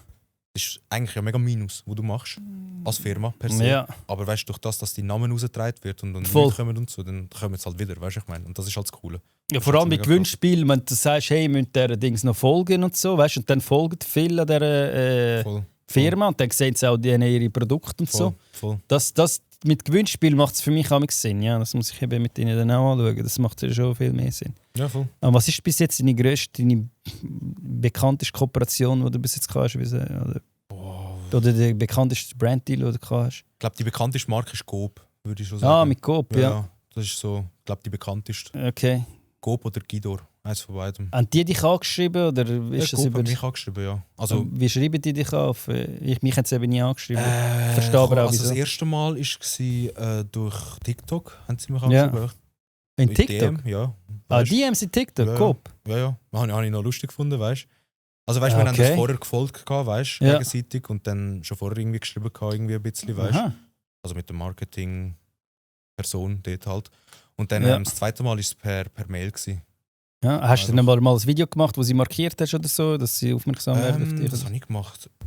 Ich weiss. Das war ganz am Anfang, eines vom so 6. Video oder so. Ja. Habe ich nur darüber geschnurrt über Schokostängeli-Arten. Also weißt du, so, welche Farbe am geilsten ist, weißt du, so, obwohl eigentlich alle gleich schmecken, weißt du, aber so. Und nachher hat Coop kommentiert. Die Weisse sind andere. Also die goldigen habe ich am besten gefunden. Du meinst die Verpackung ja, einfach... okay. Weißt, du, du weißt als Kind, weißt du, hast immer den goldigen, den blauen, den grünen, weißt du. Voll. Und dann habe ich so über das geschnurrt und dann Coop einfach kommentiert und dann habe ich ein Video darüber gemacht, dass Coop kommentiert hat, weil dort habe ich irgendwie 200 Follower. Ich weiss, ich habe auch solche Videos gemacht, wenn so viel kommentiert hat. Und dann hat sie mir gefolgt und eben so ist das zustande gekommen. Ja. Habe ich lustig gefunden, ja. Ja, aber das ist ja gut gewesen, eben, das ist ja mega gut. Ja, das ist mega crazy. Und was wäre so deine Traumbrand, wo du könntest mal zusammen arbeiten? Traumbrand wäre so wirklich so in Gola oder so etwas im Fall, weißt du, so etwas mega Grosses oder Internationales oder so, das wäre mega. Der Kauf hat das ja gemacht und er hat Hate bekommen wegen Krieg oder so irgendetwas. Ich habe gar nicht gewusst, Gola, Krieg, dass das irgendwie Zusammenhang hat. Das weiß ich auch nicht ganz ja, musst du mal fragen, er hat gesagt, wegen Krieg etwas. Aber Gola Schweiz gibt es irgendwie nicht mehr, die Social-Media-Plattform oder so. Gelöst worden, ja. Aber auch allgemein, irgendeine Getränkemarke wäre mega nice, weißt du, wo ich aber auch so privat nutze, weißt du, also, ob es jetzt irgendwie, keine Ahnung, Red Bull wäre oder so. Red Bull wäre würdest du machen für Red Bull? Ja, das wäre mega krass. Also würde ich mich auch sehen, weißt du, so mit dem Sport. Red Bull ist eigentlich relativ sportlich unterwegs eigentlich. Ich glaube, wenn du die anschreibst, die würden safe mit dir arbeiten. Vielleicht, ja, mal schauen. Aber du hast manchmal einfach so die Sinne sliden von denen. Ja, musst ja. Weißt, vor allem, weißt, wenn du selbstständig willst sein und so, weißt, dann musst du dich selber verkaufen. Also macht das nicht deine Agentur jetzt? Nein, ich mache es ja wie selber und Agentur, weißt du, so ist so wie beidseitig. Also ich mache es schon weniger, weißt, aber es ist so. Ja. Wenn ich mega Interesse habe, weißt, dann schreibe ich einfach mal. Ja, voll. Und für was würdest du niemals Werbung machen? Crack und so, oder? Ja, ich bin eigentlich offen für die meisten Brands, würde ich schon sagen, weißt. Jetzt einfach, ich würde glaube niemals etwas machen, weißt, wo ich selber nicht dahinterstehen könnte. Okay. So Tabak oder so? Ja, so Sachen vielleicht. Casino weißt, machen ja viel nicht und Tabak so, und weißt, so Sachen würde ich schon nicht Werbung machen, aber sonst, weißt so. Oder irgendeine Firma, die du nicht gerne hast? Habe ich im Fall nicht, also gerade so vom Kopf. Also würde ich sagen, weißt, ich kann eigentlich jede Firma. Und vor allem, ich finde es mega krass, die Leute dahinter, weißt du, so die Marketing-Leute sind eigentlich meistens mega sympathisch. Weißt, so. Voll, ja, ich habe jetzt eigentlich ehrlich gesagt, ich habe schon komplizierte gesehen. Schon? Und dann das und das, ja. Ich habe immer gedacht, das ist so mega professionell, weißt du. Aber die kommen ja von deinem Account, weißt du, die wissen ja eigentlich, wie du bist. Dann habe ich immer gedacht, ganz am Anfang habe ich immer gedacht, du musst mega überprofessionell sein, wie beim Arbeiten, weißt du. Voll nicht, ja, nein, das ist scheiße. Du kannst mit Trainerhosen, wenn du willst, weißt du. Ja, du selber bist, das ist mega nice. Also, das sind meistens so Leute wie ich und du, ganz normal. Eben, das ist mega krass. Das ist mir auch aufgefallen, ja, voll. Und ich da beim KFC bin ich mal gewesen. Dort habe ich voll verkackt. Ach schon? Ja. Ich habe eben... wir haben 2 Videos gemacht, die haben hure viel gezahlt. Etwa 8K mit den Dings für 2 Videos. Mhm. Und nachher habe ich eben gemacht, das erste Video ist okay, und nachher das zweite Video hätten viele Leute kommen. Das ist eigentlich darum gegangen, ich habe einen Burger auf meinen Nacken verteilt und so. Und das ist weil immer die Leute Fan treffen wollen, weißt du? Ja. Und nachher habe ich da ein Video gemacht, Ankündigung und so, eben, dass der dann kommen und so weiter. Das ist einfach niemand gekommen. Also schon, sehr wenig sind gekommen, im Fall. Wirklich, sehr wenig. Ja, es sind Kollegen von mir gekommen und so. Nachher beim Parkplatz war einer im Rollstuhl dort. Er so, ja, ich bin mit der Mutter. Und er so, ja, wir sind jetzt extra früher gekommen, oder nicht, dass nachher da alles überrennt wird. Sie denkt, ich bin wie Steve Person oder so, weißt du. Ja, es ist wirklich sehr wenig Leute und der Chef schon dort und so am Schauen. Ich so, Scheiße. Weißt du, die haben so einen Test gemacht, nachher haben sie es natürlich nicht mit mir geschafft. Weißt? Scheibe, ja. Ist aber schon länger her, ja. Aber wenn Zuschauer von dir kommen, was sind da deine Altersklassen? Mega. Bei mir ist es wirklich krass. Es sind alle Altersgruppen. Manchmal spricht mich einfach einer aus an. Hey, Birrenweich. Nachher schaue ich so, der hat mich jetzt angesprochen, der ist irgendwie 70 oder so. Krass. Ja, krass. Also, weißt, und dann kommt zu mir, hey, deine Videos sind so geil. Nachher kommen noch Kinder, irgendwie so 10-Jährige oder so auch. Krass. Und alles. Aber auf Dings kannst du ja schauen, das ist eigentlich 25 darauf. Dort ja, 25 ich finde, also, weißt, auf das kannst du irgendwie nicht gehen. Weißt, es gibt sicher mega viele, die dann so, weißt, vor allem kleine Kinder, weißt, oder so, wo halt sich einstellen, als wäre es 25 oder so. Voll. Aber Firmen interessiert es, wer dir folgt, oder? Das schon. Die fragen. Also bei mir ist immer so zwischen, also auf TikTok steht zwischen 18 und 25 ist so das bei mir ist das nächste dann. 25 bis 35 oder so. Oder für die einen Firmen ist eben das interessanter, was bei dir dann ist. Bei den anderen Firmen ist eben das, die haben mehr Geld. Sind mega jugendlich. Ich finde es mega krass. Ich finde das mega interessant, weil zum Beispiel ein Tauli oder ein Melik oder so, weißt du, die ähnlichen Content machen wie ich. Ja. Weißt, bei denen kommen Ältere, weißt du? Ja. Obwohl ich ja wie ähnlichen Content mache. Du bist ein bisschen jünger, was ist denn als die? Also Alter, ich bin 23 und ich glaube, der Tauli ist, ich weiß nicht wie alt, aber sicher älter, denke ich mal. Ja, er ist schon 30, glaube ich. Ja. Weißt du, aber trotzdem, weißt du, es ist so, auch bei einem Melik, der ist auch so ein Newcomer, weißt du? Warte, das ist der Tunesier, oder? Ja, ich weiß, ich habe dem schon mal geschrieben. Nein, Algerer, sorry. Der kann auch mal in meinem Podcast kommen, aber er hat, glaube ich, Angst wegen Kooperation. Die einen haben eben Angst, um überhaupt da anzukommen, weil sie Angst haben, dass sie... Wie sagt man dem? Nicht mehr brand-safe nachher sind. Okay. Aber das sind die von Heads Agency, habe ich gemerkt. Okay, die haben alle von Heads Agency. Ich finde einfach, das ist einfach deine Art, über was du redest und so und wie du bist dann schlussendlich, weil du bist ja da, kannst ja theoretisch mit jedem da hocken. Weißt du, ich meine? Ja, eben, weil ich werde kritisiert für die Leute, die ich einladen, weißt du? Zum Beispiel einen Erik Weber oder eben den Brian, dass ich den überhaupt eingeladen habe. Ich war schon gar nicht mal da gewesen, aber ich habe 2-mal den Fragesticker gemacht. Wir haben so viel geschrieben, wie kannst du denn Plattform geben und so weiter. Aber ich will halt bei meinem Podcast können mit jedem Menschen reden. Also wenn jetzt ein Pädophile oder so, würde ich jetzt nicht. Den würde ich jetzt nicht da einladen. Oder ich würde ihn trotzdem einladen, wenn er würde sagen, weißt, dass das einen Mehrwert gibt für die Leute, wieso einer tickt und so. Kennst du den Leroy da, dem Rollstuhl? Ja, ich finde, der Leroy macht es. Jetzt macht er ja nicht mehr, aber er hat es mega interessant gemacht, weißt du, so mit den Gegensätzen und so.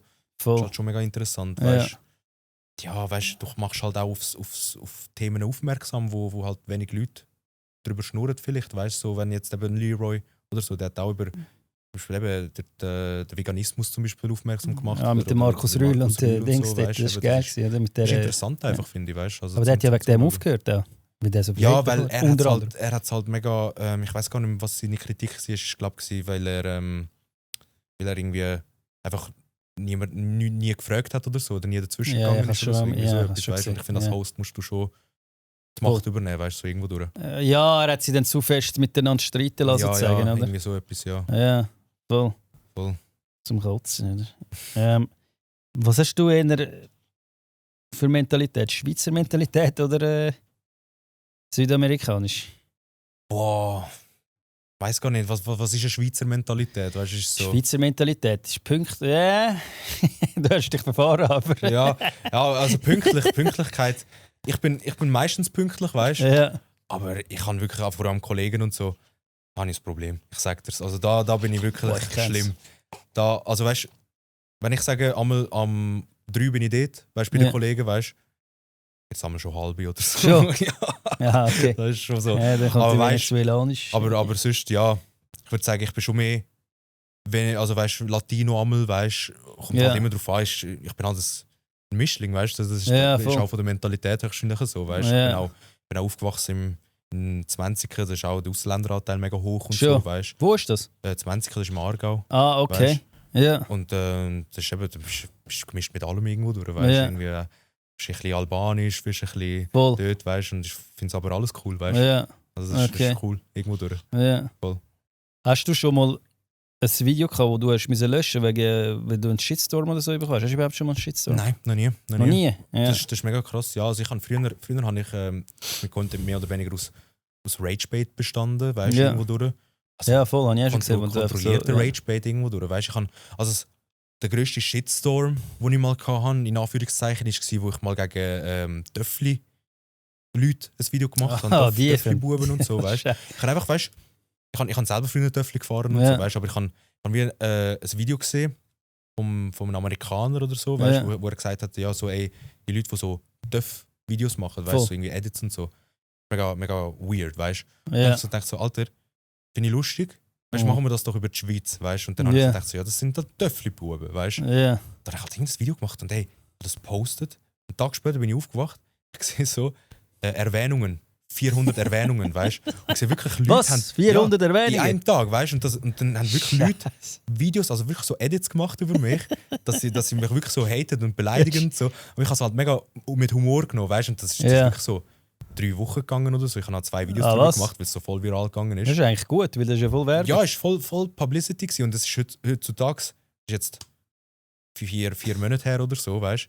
Ja. Jetzt reden wir immer noch Leute über das, weißt du? Weißt du, kommen die Leute und sagen so, hey, du hast doch etwas gegen Töffli und so. Und ich so, hey, Bro, es ist alles Spaß gewesen, weißt du? So. Ja, mir folgen hure vielseitig, weißt du? Schon. Ja, mit Töffli-Profilbild, das ist ja.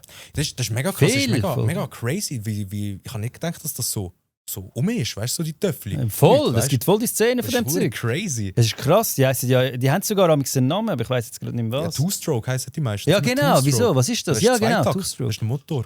Weißt, ich meine immer, das ist dann der gleiche, aber das ist jedes Mal ein anderer mit einem anderen Töffli. Ja. Weil ich habe nicht Töffli gefahren früher. Wieso? Keine Ahnung, das ist irgendwie bei mir vorbei. Meine Kollegen haben immer gehabt. In Regensdorf. Ja, dann ist weniger. Ich finde so Töffli, bei mir war es nur, weil ich habe nie etwas mit Töffli zu tun hatte. Dann bin ich bei Affolter am Albis gezügelt. Weißt, Opfeld hat das Dorf geheißen. Das war wirklich so ein Kuhdorf gewesen. Und dann habe ich so die ersten Berührungspunkte mit Töffli gehabt. Weißt, also das ist für mich wirklich so so ein Dorfding gewesen, weißt du? Ja, aber es ist Regensdorf. Okay. Ja, aber es hat schon ein paar mit Töffli. Ja, es hat schon ein paar mit Töffli. Und Zürich. Ich habe das Gefühl, in Zürich ist halt noch weniger, weißt du? Ist immer so. Ja, jetzt ist ja alles Roller. Jetzt ist alles geswitcht. Ja, früher, was Töffli war, ist jetzt E-Roller mit Apple CarPlay. Ja, voll, aber es gibt trotzdem sehr viele Two-Stroke-Leute, oder? Ja, das ist halt einfach so. All vom Land. Das ist halt wie früher. Das ist, ich glaube, erstmal vom Land, weißt du, und zweitens hast du halt auch so Oldtimer zum Beispiel, gibt es ja auch Leute, die Oldtimer so mega gerne haben, oder so Oldschool-Rap oder so, das ist halt immer so. Ja, voll, ist halt noch komisch, so bei Jungen so, ja. Ja. Hast du, ich frage immer die Leute, Top 5 Influencer von der Schweiz, die sie gut finden und Flop 5, die sie scheiße finden. Boah. Du kannst auch nur 3, wenn du 5 zu viel ist. Ja, ich würde sagen, Top. Der Steve, sicher, weißt du? Vor allem mit dem Impact top, weißt du? Ich würde sagen, Zeki Gabirano, sicher auch. Ja, ich würde dann auch sagen, Tauli Erik ist als Eis, sage ich mal, weißt du? Die sind immer zusammen, Einen zusammen. Die sind immer zusammen, ja. Und einfach der Kauf, weil einfach, ich finde, er auch mega Impact gehabt, für sein Alter vor allem, weißt du? Ich finde, er hat für die junge Generation einen riesen Impact, weißt du? Aber ich finde vor allem eben die ältere Generation, weißt du, so Gabirano, Zeki, die sind halt... Gabirano ist noch recht jung, gell? Ja, vom Alter her schon, aber ich kenne den, seit ich 9 bin oder so. Voll, gell? Der macht es schon sehr lang. Also, er hat sehr jung angefangen. Weißt? Ja, also das ist der Vorreiter gewesen, Zeki Gabirano sind die Vorreiter gewesen von allem. Weißt du, das ist mega krass. Und du Flop, keine Ahnung. Ich finde einfach Influencer-Flop, wo ich einfach finde, keinen originellen Content haben. Hey, ich habe keinen Namen, weißt du, einfach keinen originellen Content, wo Leute kopieren oder so. Ja, findest du einen, wo du jetzt sagst, du bist dem sogar entfolgt oder der oder jemand, wo du stumm schalten kannst du auch manchmal? Ich kann einfach... Hast du niemanden auf stumm auf Instagram zum Beispiel? Nein, tatsächlich nicht. Nein, ich folge denen einfach dann nicht oder so. Ja. Das ist einfach...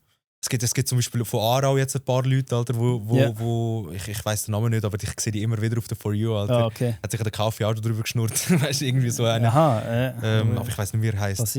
Aber ja, die haben von irgendeinem geschnurrt, ja, das stimmt. Ja, aber die ist einfach so. Ja, du schaust da an und denkst so, weißt du so. Nein, völlig wahr. Also Mehrwert, weißt du, und es ist einfach auch nicht originell oder so. Du so denkst so, ja. Ich muss dir sagen, viel, wo ich früher es mega gut mit ihnen hatte, wo auch Social Media machen, wenn wir uns auch getroffen und so. Mhm. Aber viel, wenn sie dann mehr Followers und so bekommen haben, haben sie sich voll verändert irgendwie. Das verändert von so für mich wie abgehoben. So, sie geben dir nicht mehr Antwort und so. Aber voll fragen sie sich nach jedem Tipp und alles. Und geil sehe ich da. Und nachher. Das habe ich zum Glück noch nie sogar erlebt. Sogar Entfolgen und so. Das habe ich zum Glück noch nie erlebt. Ich habe nur erlebt, dass Leute denken, oder dass Leute mich auf ein Podest stellen. Okay. Weißt, so. Ja, du bist noch nicht so lange dabei, oder? Ja, erstens noch nicht so lange dabei. Und, weißt, aber ich habe auch schon gehabt, die Leute, die mich vorher gehasst haben, weißt, oder gemobbt haben oder so. Die schreiben mir jetzt privat, sagen, hey, jetzt Bro, plötzlich. Wie läuft's und so, hey, gehen wir mal es trinken oder so. Leute, die auch Social Media machen, oder? Nein, auch privat, weißt du? Also Social Media nie, weißt du, aber privat, weißt du, so. Es ist einfach so, hä? Schon. So, Bro, die letzte Interaktion, die wir hatten, war, dass du mich schlagen willst oder so. Schon. Und jetzt willst du mit mir einen Kaffee trinken, hä? Ja, die wollen meistens, mir schreiben dann auch mega viel, wo ich nur so Hoi und Ciao gesagt habe, wie früher beim Arbeiten und so. Ja. Und nachher schreiben sie mir, hey, ciao Mirko, wie geht's und so. Hey, ich arbeite. Und nachher kommt es dann weiter zum Gespräch. Ja, ich arbeite jetzt bei dieser Firma und so dort. Und dann könnten wir, weißt du, sie wollen dann so wie, dass ich für ihn Werbung mache, für seine scheiß Versicherung oder weißt du nicht was. Also private Leute ist sicher auch cool, dann sagen, ey, ich habe Kontakt mit dem Bärenweich oder mit dem Lausbub oder so, weißt du, das ist so. Ja, aber vielmal sehe ich, sie wollen dann eben irgendwie wie davon profitieren. So. Ja, weißt du, ich denke mir halt einfach, ey, ich bin schlussendlich einfach ein normaler Mensch, weißt du, der halt jetzt einfach in der Öffentlichkeit steht, aber mehr nicht, weißt du, es ist auch ein Job, sozusagen, weißt du. Ja, und mega viel das voll auf das Podest, weißt du, so, es ist nicht so deep, weißt du. Ja, es ist nicht so deep, aber siehst du auch, dass es ein bisschen belächelt wird, so. Also meinst du den Job? Ja, dass es nicht ernst genommen wird als Job, wenn du sagst, du machst Videos. Aber vielleicht siehst du es noch nicht, weil wirklich, du bist erst in 2-3 Monaten, 3-4 Monaten so, weißt du, ich sag belächelt, ja, es wird halt damals schon nicht ernst genommen. Ja, nicht so ernst, ja. Ja, Leute denken halt, du verdienst so deine 1000 Stützli oder so, weißt du? Ja, nicht mal wegen dem, sondern sie denken, du machst nichts, du bist einfach die einem hängen, machst das, so ein bisschen Ja, das finde ich auch crazy. Weißt, früher habe ich auch gedacht, Influencer, hey, das ist, du machst nichts. Weißt du, voll, machst ein Video, weißt du, nachher chillst. Ja, du bist voll dran. Also wirklich, das ist 24/7-Job. Weißt du, erstmal wegen, du hast keine Privatsphäre, weißt du, das habe ich auch mega unterschätzt. Ja. Privatsphäre ist zero. Also wie meinst du, wie viele Leute sprechen dich draussen an? Ja, viele Leute kommen, weißt, sprechen da, kommen läuten oder so daheim. Kommen sie läuten, so. ja? Ja, also, schon, das habe ich zum Glück nicht. Wo ich noch zu Luzern gewohnt habe, weißt, jetzt bin ich gezügelt, sind wirklich Leute einmal gestanden. Schon? Weißt, ja, aber haben die gewusst, dass du dich heim oder so. Weißt, keine Ahnung, einfach von den Videos her oder so. Weißt, oder sie sehen mich einmal im Bus oder so, weißt. Und dann einmal eben, verfolgst du dich heim. Ich bin letztens mit meinem Bruder unterwegs gewesen, einfach zu trinken kaufen, weißt du, in einem Laden. Und dann bist du rausgegangen, es stehen 60 Leute. Ah, was? Weißt, nein, das habe ich Foto, nicht. Weißt? Dass so viele Leute... Nein, das habe ich nicht. Das ist krass. Das habe ich gemerkt. Das ist wirklich so. So kaufe ich, Steve, so ist... Aus irgendeinem Grund ziehen wir mega die Leute da, weißt? Also ich habe es mega gern, weißt? Ich mache mega gerne Fotos und bin mega gern mit den Leuten. Aber ich finde es einfach crazy, weißt du? So. Und einmal, sie kennen den Unterschied zwischen Kunstfigur sozusagen, weißt? Und Realität, weißt? Oder Privatperson halt nicht. Und dann bist du mit ihnen und so, weißt du, auch reden, weißt du, ich interagiere gerne mit den Zuschauern, weißt du, und rede auch mit ihnen und mache gerne Fotos und so. Ja. Aber weißt du, wenn du dann weiter willst, privat sein, weißt du, zum Beispiel, eben, dann habe ich mit meinem Bruder halt weiter spazieren oder so. Dann sind sie halt mitgelaufen, weißt du. Und dann hat mein Bruder auch gesagt, so, ey, das ist ihm zu viel, weißt du, er steht nicht in der Er macht nicht Social Media und so? Nein, er steht gar nicht in der Ist er jünger oder älter? Er ist jünger, weißt du. Ah, okay. Und für ihn ist das zu viel gewesen, weißt du? Das ist zu viel, zu viel auch soziale Energie und so, weißt du? Ich bin auch... Ja, manchmal hast du auch keinen Bock, so. Manchmal bist du müde und so, ja, und es ist halt einfach eben, go posten gehen oder so, weißt du, in den Einkaufszentrum, in einen Shop bei Tivoli oder so. Da haben viele Leute, oder? Ja, kannst nicht gehen. Wir sind letztens... was ich crazy gefunden habe, ich habe es am Kauf nie geglaubt, weißt du? Ganz am Anfang, weißt du, er hat immer gesagt, er kann nicht einkaufen. Und ich so, hey, Bro, du bist nicht Justin Bieber, weißt du, so chill. Ja, weißt, ja, ja. Also komm mal mit, Samstag, Nami, Shop bei Tivoli. Okay, wir sind gegangen, weißt du, ich habe das sogar gesehen, er hat jetzt Stories und so gemacht, oder? Ja, sind einfach reingelaufen, ja. Dann hat es angefangen, dann sind Security gekommen, weißt du. Schlussendlich sind irgendwie 800-900 Leute dort gewesen, wirklich pumpenvoll gewesen. Wir sind 4 Stunden am Stag an einem Fleck zum Fotos machen, ist schon krass gewesen, weißt? Und das von Handyvideos, wo du auf TikTok ladest, weißt du, so. Ja, ich kenne das ja von Gabirano, Zeki und so, vom Steve kenne ich es ja auch. Bei mir ist es eben so, ich laufe und jedes Mal höre ich «Bier weg», irgendwie. Die ganze Zeit. Aber ich bin eben oft mit der Frau und den Kindern unterwegs. Und wir schreiben es, ich glaube, dann kommen es nicht. Ja, dann kommen es vielleicht weniger, ich will es auch gar nicht. Weißt, aber es ist okay, wenn es manchmal, ich mache schon manchmal Fotos. Jetzt voran ja auch da im glatt gemacht. Also ich mache immer eigentlich so. Ja, aber es ist nicht bei mir so, wie das 60 Leute und so kommen. Ich höre aber jedes Mal, die ganze Zeit hinter meinem Ohr «Bier weg». Ja. Sogar in Dubai und so, bin ich in Dubai in Ferien gewesen. Auf dem Burj Khalifa oben, hey, Bier weg, nein, oder? Und so im Lift macht er mit mir Fotos und so. Nachher unten auch wieder beim nächsten Mal. Es ist schon krass, aber ja, das habe ich zum Glück nicht, weil das würde mich schon nerven. Nein, ich finde das schön, weißt du. Ja, aber wenn so viele Leute kommen die ganze Zeit, weißt du, wenn du eben noch, wenn du allein bist, ein Single, okay. Aber stell dir vor, du hast noch das Baby dort. Mit der Familie und so, da verstehe ich, das ist auch mega stressig sicher, weißt. Aber jetzt in meinem Zustand, weißt so, habe ich das eigentlich noch recht gern, weißt. Und es ist so, du siehst richtig so das Funkeln in den Augen, weißt, von den Leuten, weißt. Ja, aber manchmal musst du wie bei mir ist es eben so, wenn sie besoffen sind, so Open Air Frauenfeld, dort ist es so gewesen, doch, dort habe ich das erlebt, mit, so wie du sagst. Ich habe jetzt im VIP-Bereich flüchten und so. Wir sind alle gekommen, weil sie aber irgendwie, wenn sie bei mir auf Drogen sind oder besoffen oder so, keine Ahnung. Ja, ich finde es mega krass. Mega viele Leute trauen sich gar nicht, dich anzusprechen, weißt? Oder weißt, ich merke mega oft, dass es so, du bist am Chillen, weißt? Und dann wäre so dort hinten gerade jemand, weißt, wo einfach die ganze Zeit immer schaut und dann ein bisschen mitläuft und so. Aber weißt du, so, das Ansprechen ist dann. Ja, das Mitlaufen, die ganze Zeit. Ich sehe es genau, hinlaufen. Oder im Migros bin ich am Einkaufen. Ich sehe einen, der mich sogar aufnimmt. Ich sage, hey, ich mache so in meinem Video. Ja, aber weißt du, es ist mega interessant, die wollen einfach mitbekommen, was ein Influencer macht oder so, weißt du, das ist mega interessant für. Ja, aber wenn ich ein Michael Jackson oder so wäre, hätte ich es noch verstanden. Dann würde ich es verstehen, aber weißt du, es ist auch so auch ein Michael Jackson, weißt du, der geht normal go, also nicht also normal jetzt geht er nirgends mehr. Ja, aber auch ein Justin Bieber zum Beispiel, weißt du, ich meine, es ist halt einfach so ein der kann nicht normal einkaufen, weißt du.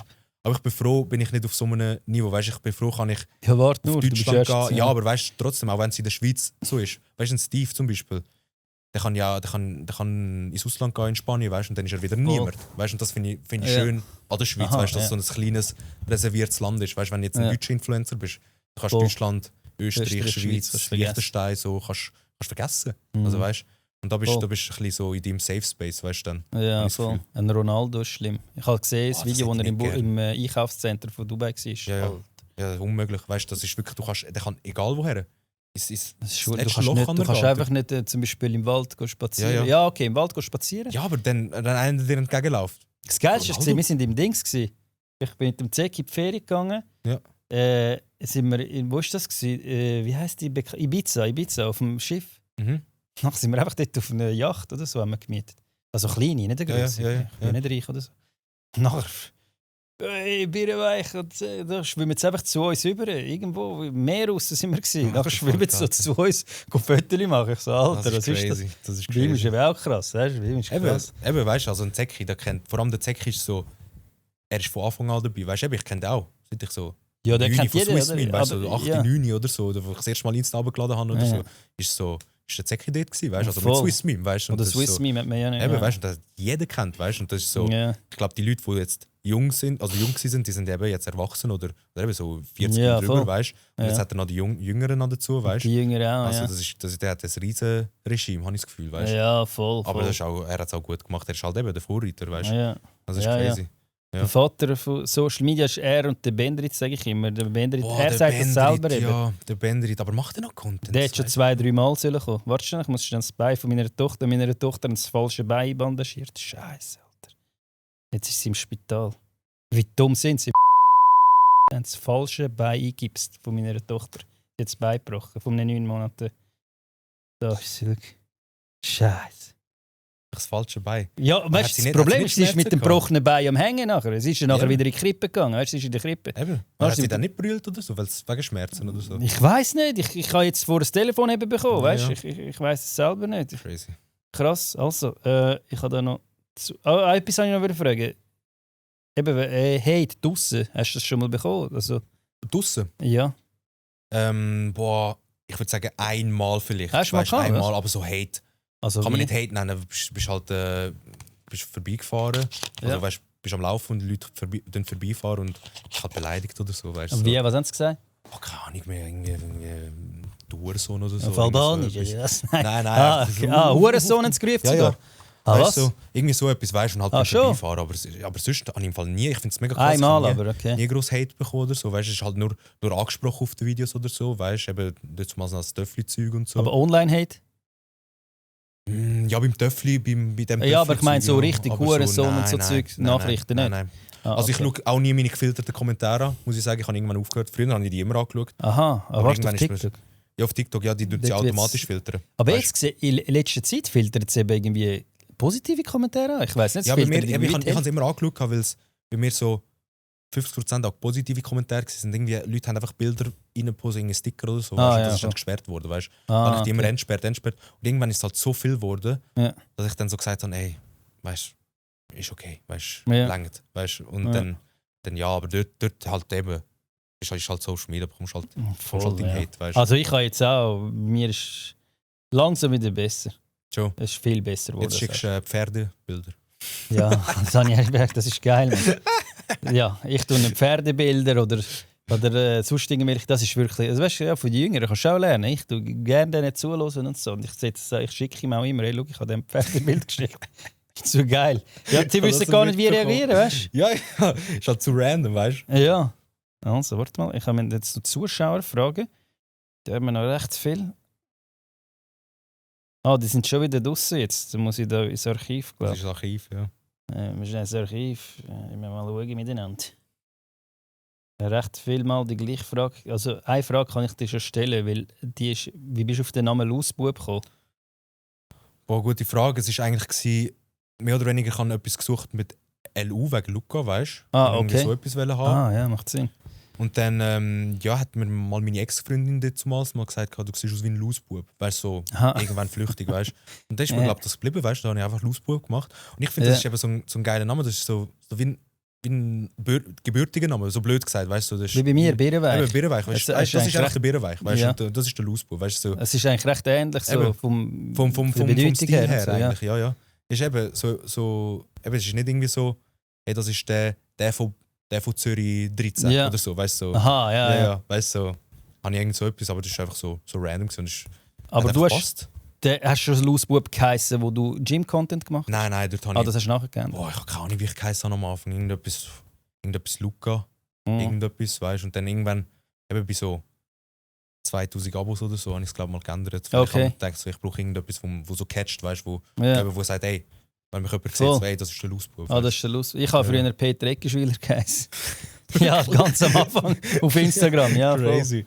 Es hat so einen Filter gehabt, so einen alten Mann mit so einem Schnauz. Der ist eben auch verschwunden, der Filter. Ah, krass. Da habe ich eben, eigentlich habe ich immer noch Videos von dir mit Filter. Ist der wieder gekommen, oder? Ja, das ist aber nicht der OG-Filter. Aber er ist recht nah. Also mit schon. dem Birrenweich-Filter. Ja. Ja, aber der ist halt nicht.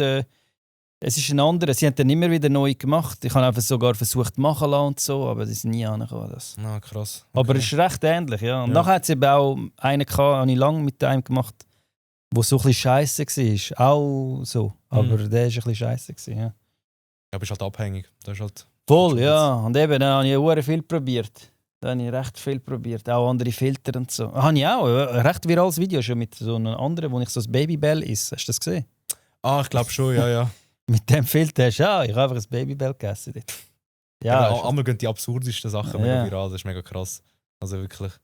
Was war deine Motivation gewesen, mit dem Gym anzufangen?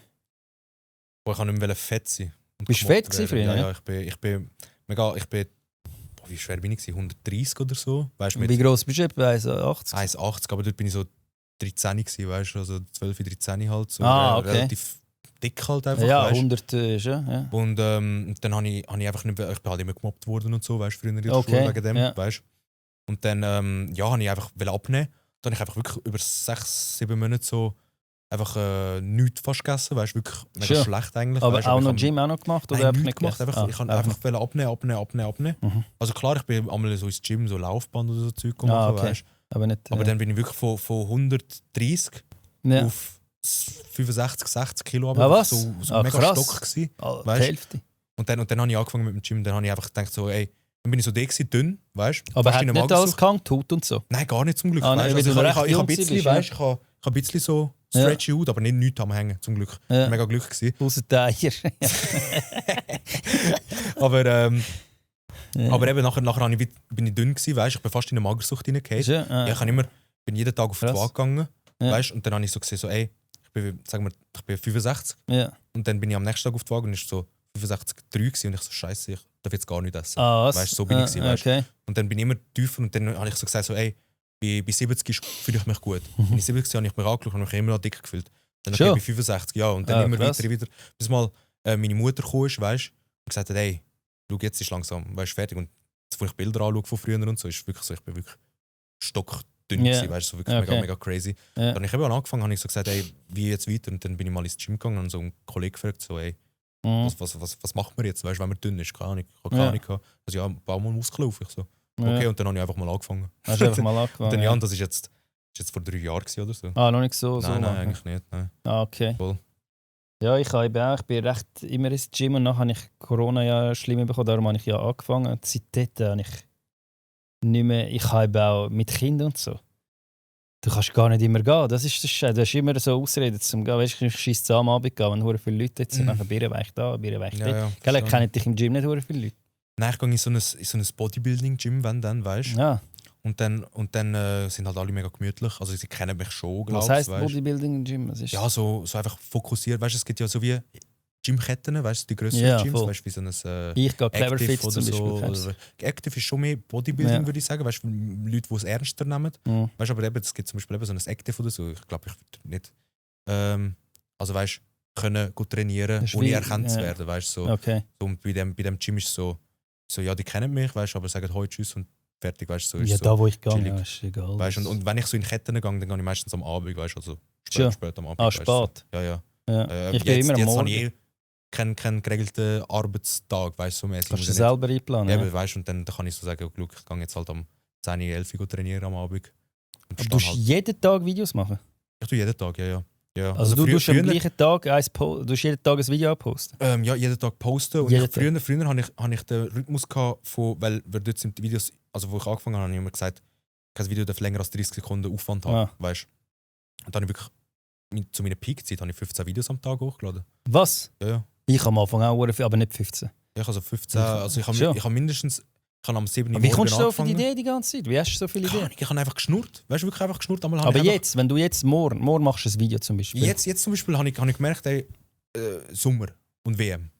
Und dann Ja. mache ich halt Themen über das, weißt du, so, dass es heiß ist oder Arten von den Leuten in der Body.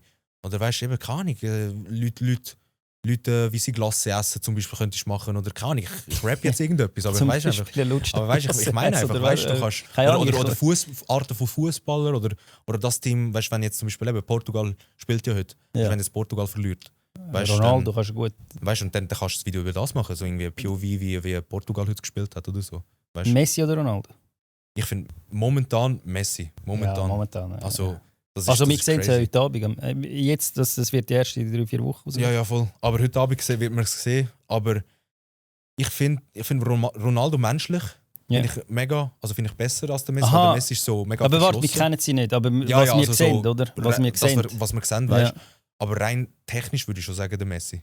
Ja, was würde ich mich sagen. nervt beim Ronaldo ist halt, dass er immer sagt, er ist der Beste. Ich habe das nicht so gerne, wenn jemand das immer sagt, aber das ist schon wie ein Disrespect. Er ist schon. Er ist teilweise der mega ist der gut, Beste. ja, er ist, und er einmal ist der der Beste, Juve-Fan, weißt weißt du, wenn man ins Spiel Ja, ja. schaut. Ja. Aber weißt du, der Messi hat halt eben jetzt gerade gestern hat er ja den Wieder All-Time-Rekord gebrochen von Ja. den meisten Goals an der aber WM. warte, Mbappé hat nachher auch 2 Goal. Ja, also der der holt ihn schon auf. wird das schon, weil der Mbappé, der hat noch 2 WMs vor sich, Voll. mindestens. Und Weißt? der hat ein riesiges Team noch hinter sich. Ja. Also der wird das schon überholen, aber jetzt so, Stand jetzt. Weißt? Ja, aber was sagst du? Weil das kommt ja erst in 3 Wochen oder so raus. Wie viele Goals hat der Ronaldo gemacht, die WM? Die WM? Boah, jetzt hat er noch keins, gell? Also du musst jetzt reden, wie wenn wir jetzt schon in 3 Wochen sind. Ja. Und dann siehst du es nachher. Ja, ich sag, er macht so 3 bis 4 max. Der Ronaldo hat noch kein Goal gemacht. Und der Messi hat ihn heimgebracht. Der Messi hat 10 Goal gemacht. Wenn das stimmt, dann verlose ich eine 1000er-Note. Wenn das genau so rauskommt, dass der Messi jetzt, wo das rauskommt, 10 Goal gemacht hat und der Ronaldo 0, dann verlose ich jetzt eine 1000er-Note. Aber sagst du, er bringt ihn heim, der Messi? Wieder? Das könnte sein, ja. Ich kann mir es gut vorstellen, im Fall. Also so wie er jetzt spielt momentan. Er hat ja jedes einzelne Goal von Argentinien von ihm gewesen. Ja, und auch eingeleitet am Anfang. Ja, Er gibt ja zuerst den Pass, nachher, weißt, also, es wird auch eingeleitet. Spielemacher, das ist ein krass. Riesenniveau. Also ist krass. Ja. Weißt? Also ich sage entweder Argentinien oder Frankreich. Ja. Ich würde es auch so lustig finden, weißt, würde so ein No-Name-Team Das wäre gewinnen, geil. Curaçao oder so. Oder Kap Verde, hat ja schon 2 Unentschieden gemacht. So. Ja. Weißt du, geil, aber ja. Das wäre hure geil, ja. Oder die Das Schweiz. Jetzt kann ich wieder für die Schweiz sein. Ja. Ich kann nicht für die Schweiz sein, weil ich ein persönliches Problem hatte. Ja. Mag das sagen, aber Ja, jetzt... ja. bring Der ich Schweiz heim. würde ich es mega gönnen, weißt du. Ich finde es schade, dass der Shaqiri nicht mehr spielt. Ich finde es Das schade, dass Italien nicht mehr spielt. Ja, Italien, ja. Scheiße. Alter. Aber ich finde es auch, ich check's immer noch nicht, wieso der nicht mehr spielt, der Shaqiri. Ich hätte ihm die WM keine noch, Lust. also wäre ich er gewesen, hätte ich glaube die WM noch gespielt, weißt du. Ja, er hat ja bei Basel gut gespielt. Ja, Check's eben, nicht. weißt du, also du. Aber es ist eine Entscheidung, weißt du. Aufhören, wenn es schön ist. Ja. Das ist schon so. Aber die letzten Dinge hat er ja gar nicht gespielt. Er hat ihn ja immer am Schluss eingewechselt. Vielleicht hat er wegen dem keinen Bock mehr gehabt. Aber Shaqiri ist immer so einer, der bei den grossen Turnieren ist immer... Eben, ja. Ich hätte ihn, macht bei mir Traum, wäre er Stammspieler, natürlich. Ja. Ist er wirklich ein Losbub? Schau nochmal, bist du wirklich ein Losbub? Wieso ist er ein Losbub? Ja, also komm, wieso ist Losbub? Hey, nein, komm. Ja, sag das mal schnell. Ich finde, der Name Losbub passt irgendwo durch schon, einfach von der Art von Content, wo ich mache, ich nehme mich selber nicht ernst. Ich finde, Ja. ich nehme an früher vor allem auch, aber jetzt auch noch einfach anderes Zeug. Ja. Wieder nicht ernst genommen, nicht hops genommen oder so, weißt du. Ja. Also schon irgendwie durch im Inbegriff von einem Losbub, kann ich schon sagen, weißt du. Ja. Voll. Bist du als Kind auch ein Losbub gewesen? Ne? Als kleines Kind würde ich schon sagen, ja. Schon. Also dort bin ich schon ein kleiner Losbub gewesen, weißt du. Und dann eben richtig Primarsekt, dann eher still. Ja. Und dann ab dem 10. wieder Vollgas, Schon. extrovertiert, Losbub-mäßig, ja. Voll. Aber mit der Justiz und so hast du nie ein Problem gehabt? Nein. Ja. Ich habe nie etwas zu tun, nein. Ja. Top. Von wo aus Luzern kommst du ursprünglich? Also in Luzern habe ich gewohnt, jetzt wohne ich ja nicht mehr dort. Ja. Dort bin ich Zebiker gewesen. Ebikon. Ah, ja, das Das hat ist bei der keine Mali, gehört, ja. ist auch dort in dem gleichen Dorf. Ich bin in Luzern, bei der Luzern-Klinik, kennst du? Haben sie dich noch nie gefragt? Die suchen immer Influencer. Ach schon? Ja, ich habe das Teil gemacht wegen dem Schwitzen. Kannst du die Achseldings verreden und so. voll der Aber Zeck ich ist auch schwitze dort gewesen. trotzdem, ja. Habe ich es gesehen, Ja, oder? voll. Ja, voll. Ah ja, die suchen einmal Leute, ja. Wo du voll. Brustimplantate willst machen oder so. Ja, Kolbe, vielleicht, ich habe Werbung gemacht. wenn es nicht mehr wächst, ja. Ich habe Werbung gemacht für Kolbe. 1. Kolbe? April. Ja, Schwanz-Dings. Ah, wirklich? Aber es war ja nur Spass, es Aha, war 1. ja. April, dass es leuchtet und so. Und da haben mich Leute gefragt, wie das ist und so. Vibralumen, weißt du, dass er vibriert und so. Das war ja nur ein Spass, ich habe etwas so rein da, Ja. weißt du, fürs Video dort. Ja, Und ja. die Leute, die einen haben mich wirklich gefragt. Crazy. Also ist das etwas? Und so, ich so, Bro, es war ein 1. April-Scherz gewesen. Scheiße. Wieso ist der Losbub schlecht in FIFA? Bist du nicht gut, ja? Ich bin extrem schlecht im FIFA. Tja. Ja. Ich habe das gemerkt, ja, jetzt, wo die WM wieder angefangen hat und ich mehr im Kauf bin, der gamet ja jeden Tag FIFA. Schon? Ja, er und der Ich Franz auch sind gern. gut, weißt Ja. du. Ah. Wirklich, Alter. Das letzte FIFA, wo ich eben dort gespielt habe, ist FIFA 11 oder so. Ja. Weißt du? Dort zumals und eben, ich weiss, wie man passt und schießt und so, aber Ja. eben so Dribbling und so. Ich Und die kann werden es mir auch nicht sagen, weißt du? Ah, wenn du nicht sagen. Nein, weißt du, schlechte Verlierer. Ja, liegt am Migrationshintergrund. Was sagst du zu Kartonkinder? Zu Schachtelköpfen? Das ist, glaube ich, selber Albaner, der das gefragt hat. Ja, also zu Albaner sage ich. Schachtelgrinder, sagt er. Ja. Ich kann alle gerne. Also wirklich, ich Ja. bin aufgewachsen mit Albanern. Wirklich. Und ich finde alle mega positiv und finde die Kultur mega cool. Und das Essen, boah. Das Essen, albanisches Essen ist mega fein. Ja. Das ist wie türkisches Essen, ist auch Ja, mit Pepper, Basil und der ganze Scheiß. ist alles mega fein, ja, voll. Was ist dein grösster Rückschlag und was hast du daraus gelernt?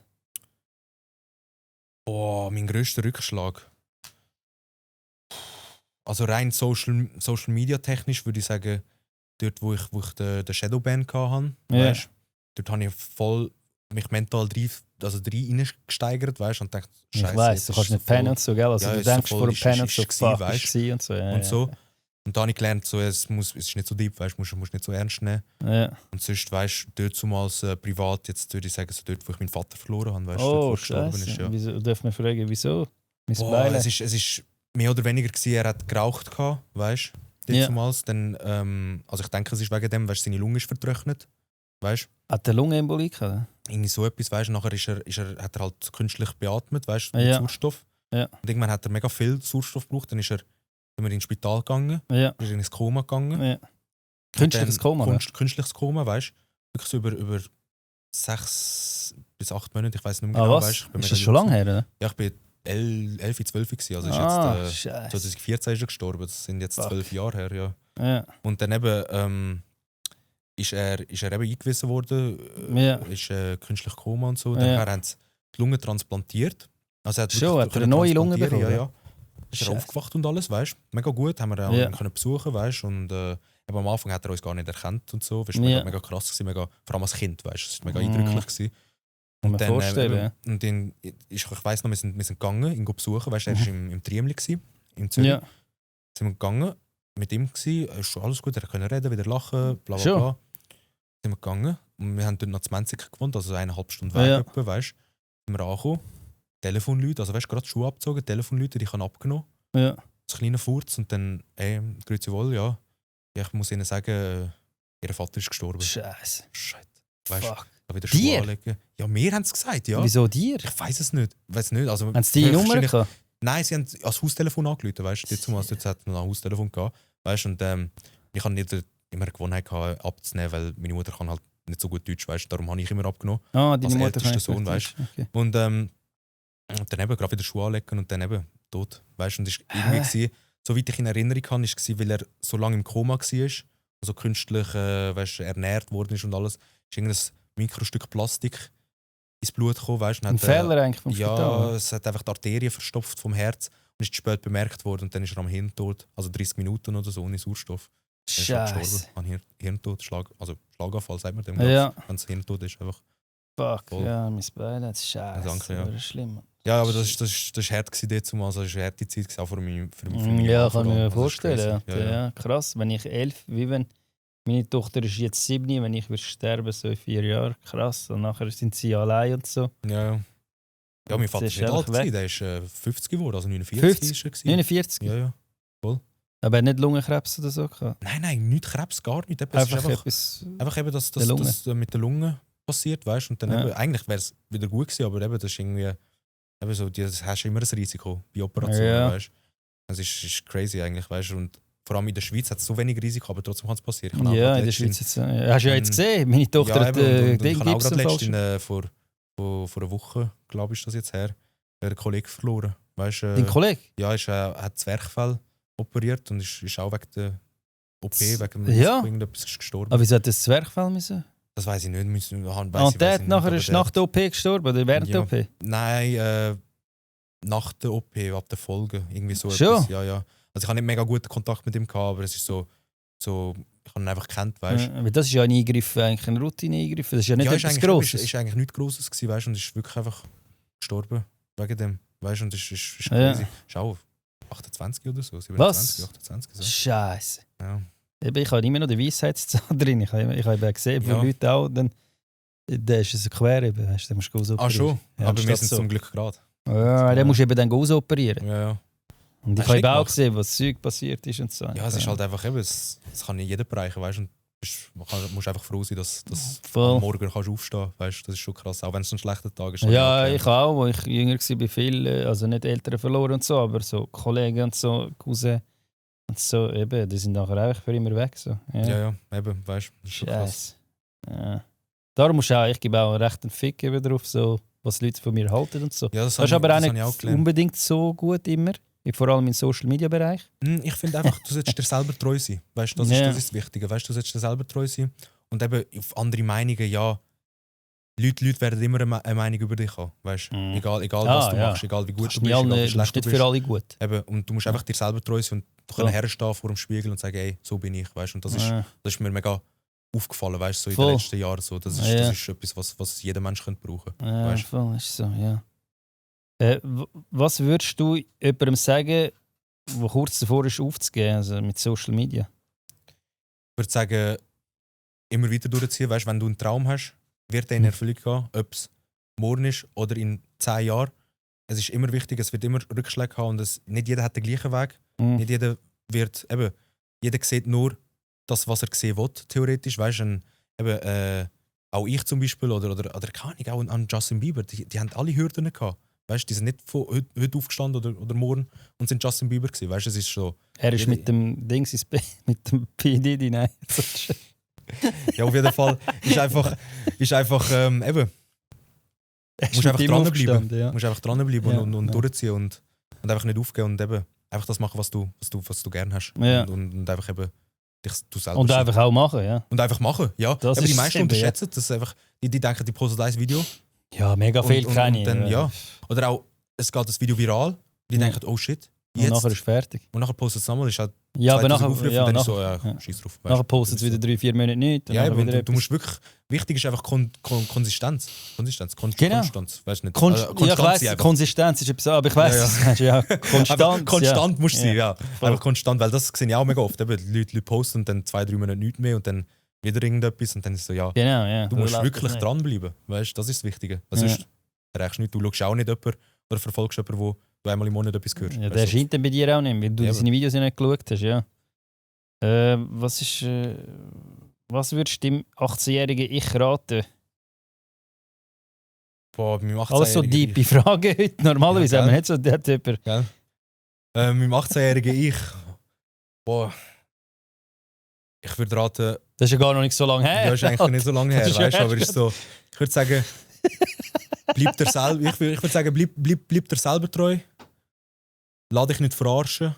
Und mach deinen Weg genauso, wie du denkst. Weißt, lass dich nicht von jemandem beeinflussen. Was ich früher immer hatte, immer beeinflusst wurde von irgendjemandem. Sure. Weißt du, jetzt bist du aber Influencer, heisst Beeinflusser. Ja, jetzt bin ich eigentlich Beeinflusser. Ja. Nein, aber weißt du, es ist halt einfach eben, du hast dich halt also ich habe mich mega angepasst an die Leute. Weißt du, das ist mein voll, ja, ich Problem. denke schon auch. Ja. Ich würde meinem 18-Jährigen sagen, hör auf mit Crack. Nein, ich habe nie Crack geraucht. Aber hör auf kiffen. Bist du vergeben? Hast du eine Freundin? Ich bin nicht mehr vergeben, nein. Nicht mehr, also wo ich angefangen mit Social Media, hatte ich eine Freundin gehabt, ja. Aber das ist jetzt vor 2-3 Monaten. Erst? Ja, es ist relativ frisch, ja. Ist es wegen Social Media, weil du wenig Zeit Zeit nicht für wegen sie? Social Media, nein, ist einfach, sonst hat es einfach nicht gepasst. Ja. Okay, sind ihr lang zusammen gewesen? 2 Jahre, ja. Ja, immerhin, ja. Ja. Das ist heutzutage eigentlich schon. Ich bin seit 2017, bei mir ist es sehr lang. Ja, also wenn ich einmal Beziehungen sehe, die sind nach 3 Monaten fertig. Voll, ja. Ja, also darum.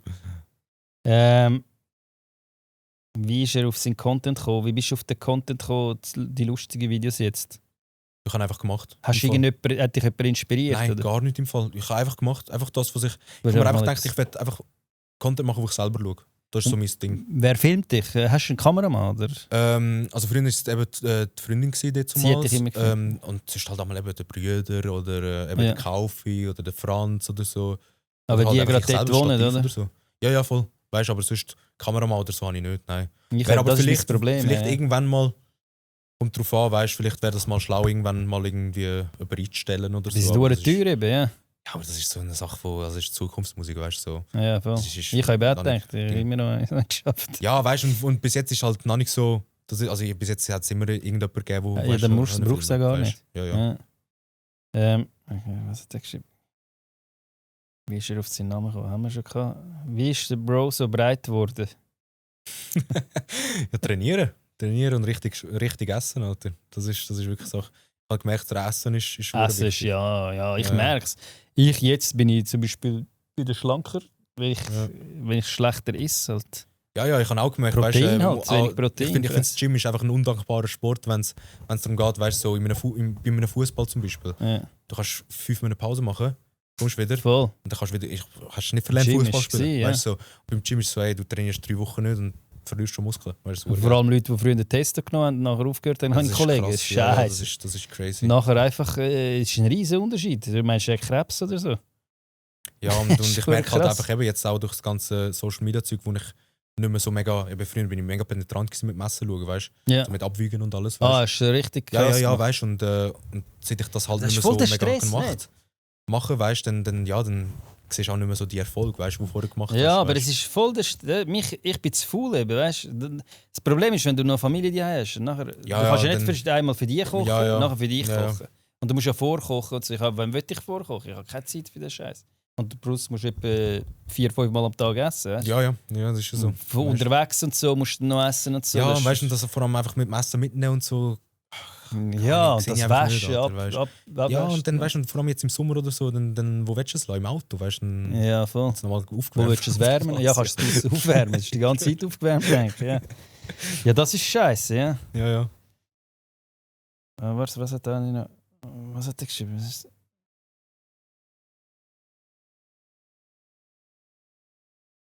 Was ist die wichtigste Lektion, die du in den letzten Jahren gelernt hast?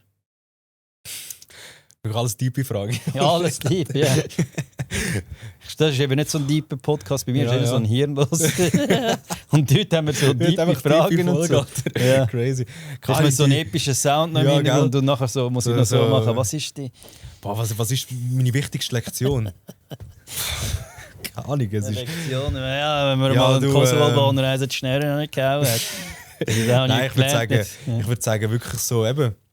Die wichtigste Lektion ist einfach, du dich nicht verstellen für Leute. Das ist so wirklich etwas, was ich gelernt habe. Du darfst einfach nicht. Aber auf Social Media musst du dich ja manchmal verstellen. Ja, das ist klar. Das ist wieder eine andere Persönlichkeit, sozusagen, würde ich sagen. Weißt, das ist der Loose-Bub, nicht ja, das ist dann der Loose-Bub, würde ich sagen. Weißt, so, jetzt ist gerade einfach der Luca. Weißt, so, das Luca würde ich sagen, eben, verstell dich privat nicht für andere Menschen. Weil wenn andere Menschen dich nicht gern haben und nicht mit dir sein wollen, dann ist es halt einfach so. Und du kannst sie nicht wie zwingen, dich gern zu haben. Das ist halt so. Voll, ja, dann sehr schön. Wie deiner Ex, ich weiss nicht, schöne Abend. Ja, es ist einfach eben, wenn du jetzt eine gewisse Meinung hast, dann solltest du einfach zu dieser Meinung stehen und fertig, weißt du, so schlussendlich. Weißt, du musst dich nicht anpassen, nur weil die andere Person die Meinung hat. Aber in einer Ehe ist es eben schon wieder anders.